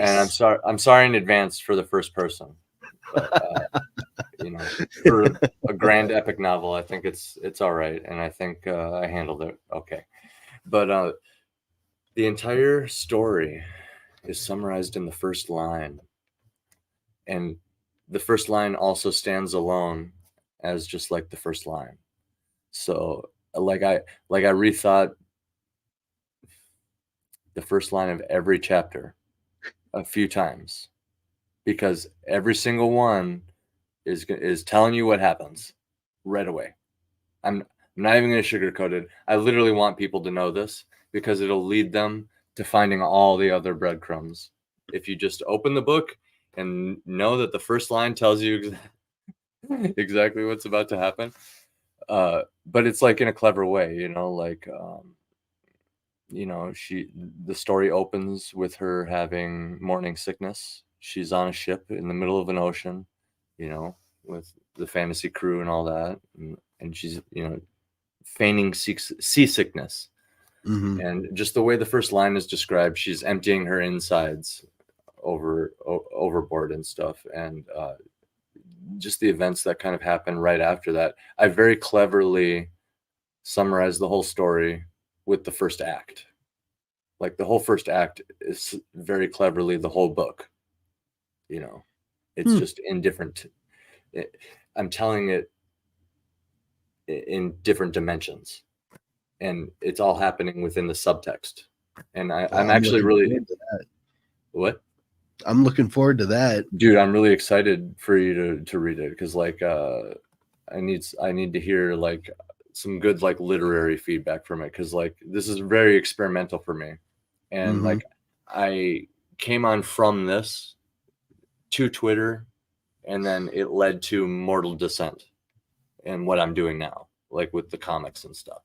So like Mortal Descent is like a different tense and all that. It's technically different writing, you know what I mean? But I'm still playing with the same ideas. It's like I recognize that they're short stories also, so I acted accordingly. I don't want to like dump all this crap onto this thing that's like essentially my pulp series. You know what I mean? These are quick characters. Like I need to get in there, tell the story, get out of there. You know what I mean? Yeah, I understand. I did a lot of the Iron Age media prompts, and I'm like one of the few people that actually stayed within the lines and was like, I have to do this in 5,000 words or less, and that's it. I not go over, so I get it. I said 8,000. I was like, I opened up. I have an anthology book of a lot of famous fantasy authors, but they weren't famous at the time. They just kind of came together and made this anthology book. George Martin's in there, and this is like pre Game of Thrones. Like he I think was just famous for short stories. But there's like a bunch of people. Depends on the time, because he was right. Sort of semi-famous for Beauty and the Beast as well. Right. So I don't know when that was. I think this book was like late 80s, early 90s. But like yeah, so it would be right about the time he was doing Beauty and the Beast. Okay. I believe it was mid 80s when that show started. So yeah, he was probably on the rise at that point. Gotcha. That makes a lot more sense then. Okay. So yeah, what I did is I cracked open this book, and it's all short stories. And I just kind of like looked at it, what they were doing. Yeah, they're great. And I was like, 8,000 is the max for the website. So that's about what they're doing in this book. So I'll give it a crack. And I overdid it a little bit, and they turned into actual stories, which not a bad thing. No, it happens. Yeah. Thankful I put it into my my own, like the world for my book, because then it actually like is usable in a good way. I don't know. I'm a little bit loud. Yeah. You can do a lot with a short story and a group of short stories. Like when I first started talking with Richard and looking at the Iron Age Media props, I was like, okay, I can do single short stories that have nothing to do with each other, or I can serialize these images into a flowing narrative. And from that was born the Chroniclers, which is what every prompt that I've ever done on Iron Age Media is a Chronicler story. And doing that was insane because you had to both continue the narrative, reintroduce the characters every single time, and tell the story of the image prompt in 5,000 words. Dude, I'm having flashbacks. This is the greatest challenge ever. Yeah, it's pretty great. So I had to send a pronunciation list to my to Adrian Peterson, the voice actor doing my audiobook. Nice. He requested a pronunciation list of like basically every made-up word in my book. And story 1 and story 3 were more medieval. Story 3 is like Orc Vikings, and then story 1 is like Dragonborn Celtic Boudica. So those are both like perfect for fantasy words. Story 2 is like Napoleonic World War I, still fantasy, but I can say like modern terms. You know, there was one word I had to pronounce for him in the second story, and then the rest of the list was just story 1 and 3, just like just a long list. Yeah, just giving me flashbacks to that, like of like you have to get in there quick and like introduce, and then you have to close it, and then be cohesive with the next story, introduce, deliver, close. You know, and it just reminds me of that. And I was just accumulating all of these made up words, doing it so quickly, dude. Like I have a word bank, and like half of them I'm not even going to use anymore because like characters die, you know, like places get destroyed. This is just a little piece of history, you know, so it's set in a certain time. So I'd have to like do that whole time all over again. I don't know. It's all part of the world build. Yeah. What do I do with all that though after the fact? Like, just like you hold on to this. Yeah, I guess. Yeah. Dude, not that I'm saying that it'll happen, but it'd be great if it did. I collect Tolkien books, and I don't mean just collecting the Lord of the Rings and the Hobbit and the Silmarillion and all of that stuff, and Beren and Luthien and whatnot. I collect all the Bible stuff that he did. So I have his map books. I have journals that they decided to print. They give you insight into his thoughts as he was going through parts of his life and in building the world of the stories. All of that stuff came from what you're talking about. So if you reach a point in your career where you have hit that level where that sort of thing becomes something that the fans want, then you share it with the world. Yeah. And inspire a whole nother generation of writers. Hell yeah, man. I made my own map. I haven't shared it anywhere online, but I had it made before I joined Twitter. I'm actually proud with how it turned out. Although I did go on YouTube the other day and I saw somebody explaining some lore, and I saw that they used the same mountains as me. So I just immediately, I got that like, and like, I'm gonna have to change all my mountains or just leave it. I don't care. It's whatever. It's okay. You can keep the mountains. Yeah, like even if people recognize that it's that same like mountain pack that I downloaded for Photoshop or whatever that they use, it's still cool enough knowing that the author made their own map. And I got some other packs to make like city maps. The concept of cartography in applying to world building for novels is insane. Yeah. Just the ability to create continents that you can physically see, it helps. Yeah. I drew some really crude stuff on paper for Tales of Halcyon in order to understand it, and nobody's going to care, so I will explain it. It was basically just me taking a Earth world map, flattened out, and Pangeaing the continents around a little bit, just shifting in different directions. Yeah. All I needed to do was that, because that's a whole part of the story. But doing so helped me keep track of how things were going, so I knew where the characters were supposed to be, and I could then describe the appropriate terrain and weather and so on and so forth as I was writing the books.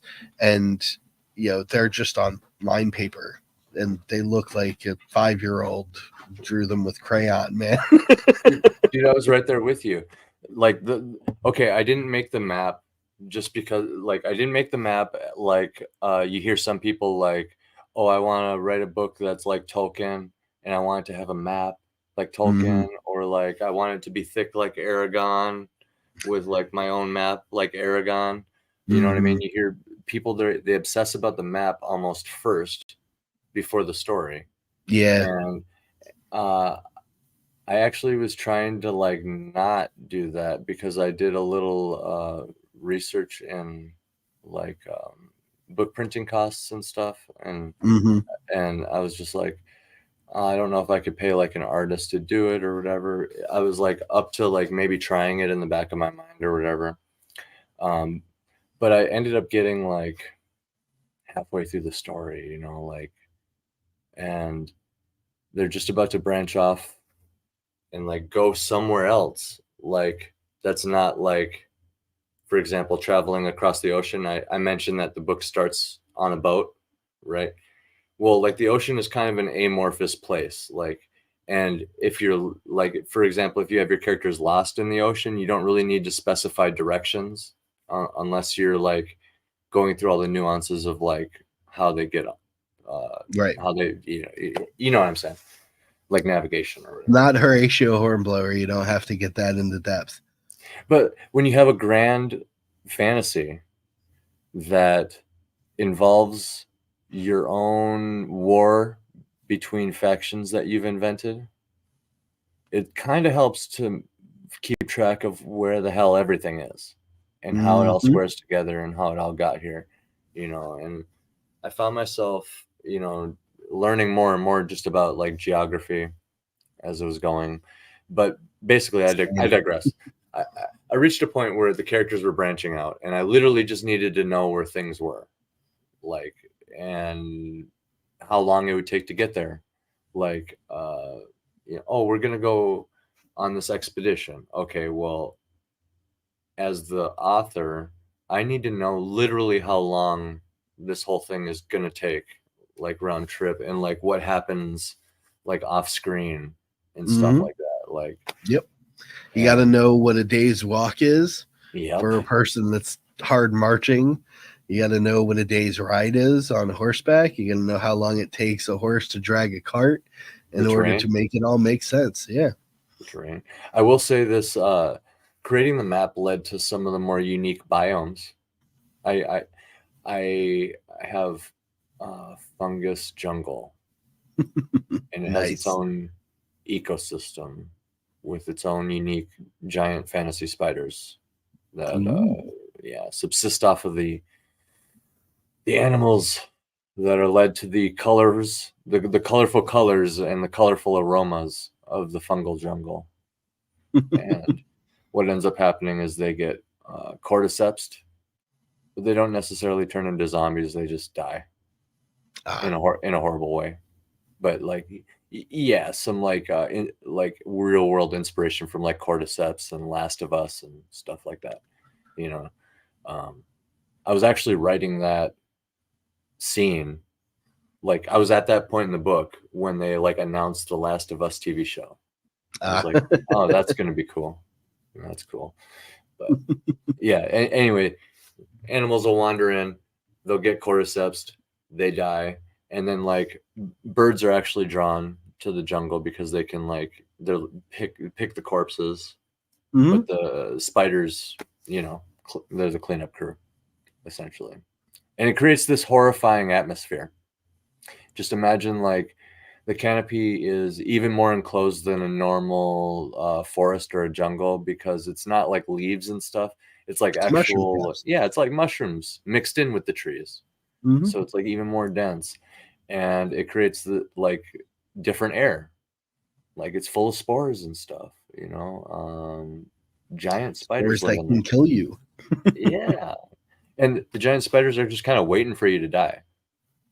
But you know, of course, I have my characters disturb some of them, not on purpose, obviously. But yeah, ain't that always how it goes? Yeah, you gotta. I like the saying yes, but no and. Yes, but no and. Yes, but no and. Whenever you have a question in your story, like, does Luke learn the Force? Yes, but Obi-Wan dies. Yep. Or whatever. You know what I mean? Action and reaction. Yeah. It's a good device, but I'm sure you know so many as like an editor and stuff. But this went on a whole writing tangent. It's getting kind of late. I could go on with you for hours. You know? I probably could too, but like I said, the brain is starting to leak at almost 3 a.m. So yeah, I hear you. Yeah. Well, we'll get you on future streams, and I'll keep pumping these out. So I ratioed my stuff. I've just been working on comics and stuff. You can find me on Twitter at AC Pritchard.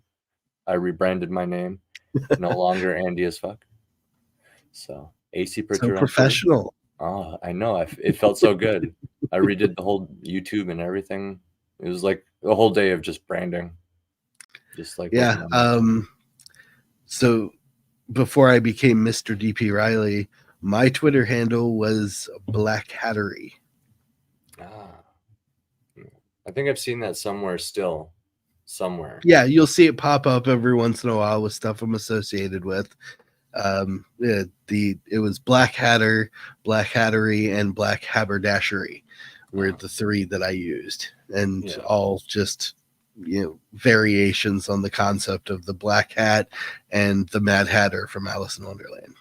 I like it.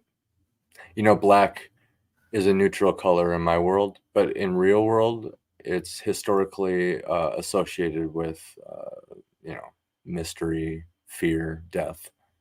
So it's in real world, it's typically an evil color.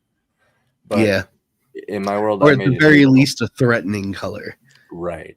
Yeah, my old icon was the silhouette of a man in a fedora, ringed in blue, like a dark blue shade. So it's just this black image with a bluish circle around it. Yeah, that would mean some shit in my stories. Just saying. It meant some shit when I made it. But when I became a professional person, I was like, Black Hattery doesn't really fit, so I gotta think of something. And it's my original thought was just to go with Daniel P. Riley, but there are multiple Daniel P. Rileys out there. So I had to come up with something, and I was just like, let's go with Mr. D.P. Riley. You'd be surprised how many AC Pritchards were out there. I really did not want to do 2 underscores. I really did not want to do that. I really didn't. I almost went Pritchard AC, but then that was taken. So I was just like... The underscore thing, man, it makes it hard because, as far as search parameters go, especially on Twitter, the underscore thing, it'll just pass you right by unless the person actively puts the underscores in. And most people don't think that. They don't think underscore means space. So they just will start writing AC and it'll give them somebody totally different from you. Exactly. At least I can take solace that my name still starts with an A. So I know a lot of people, you go through and tag things or tag people, you're just like at A, at B, at C, and you just look for names or whatever. Yep. Or like they think Andy and they start typing it and they say A and then that pop up or whatever. Yeah, that was I had to run into that with you because I totally forgot your Twitter handle was Andy as fuck. And I was like, so I'm typing AC Pritchard in and I'm not finding it. I'm like, what the hell? And then it took me a minute. I'd sat back and think, and I'm like, okay, what is it?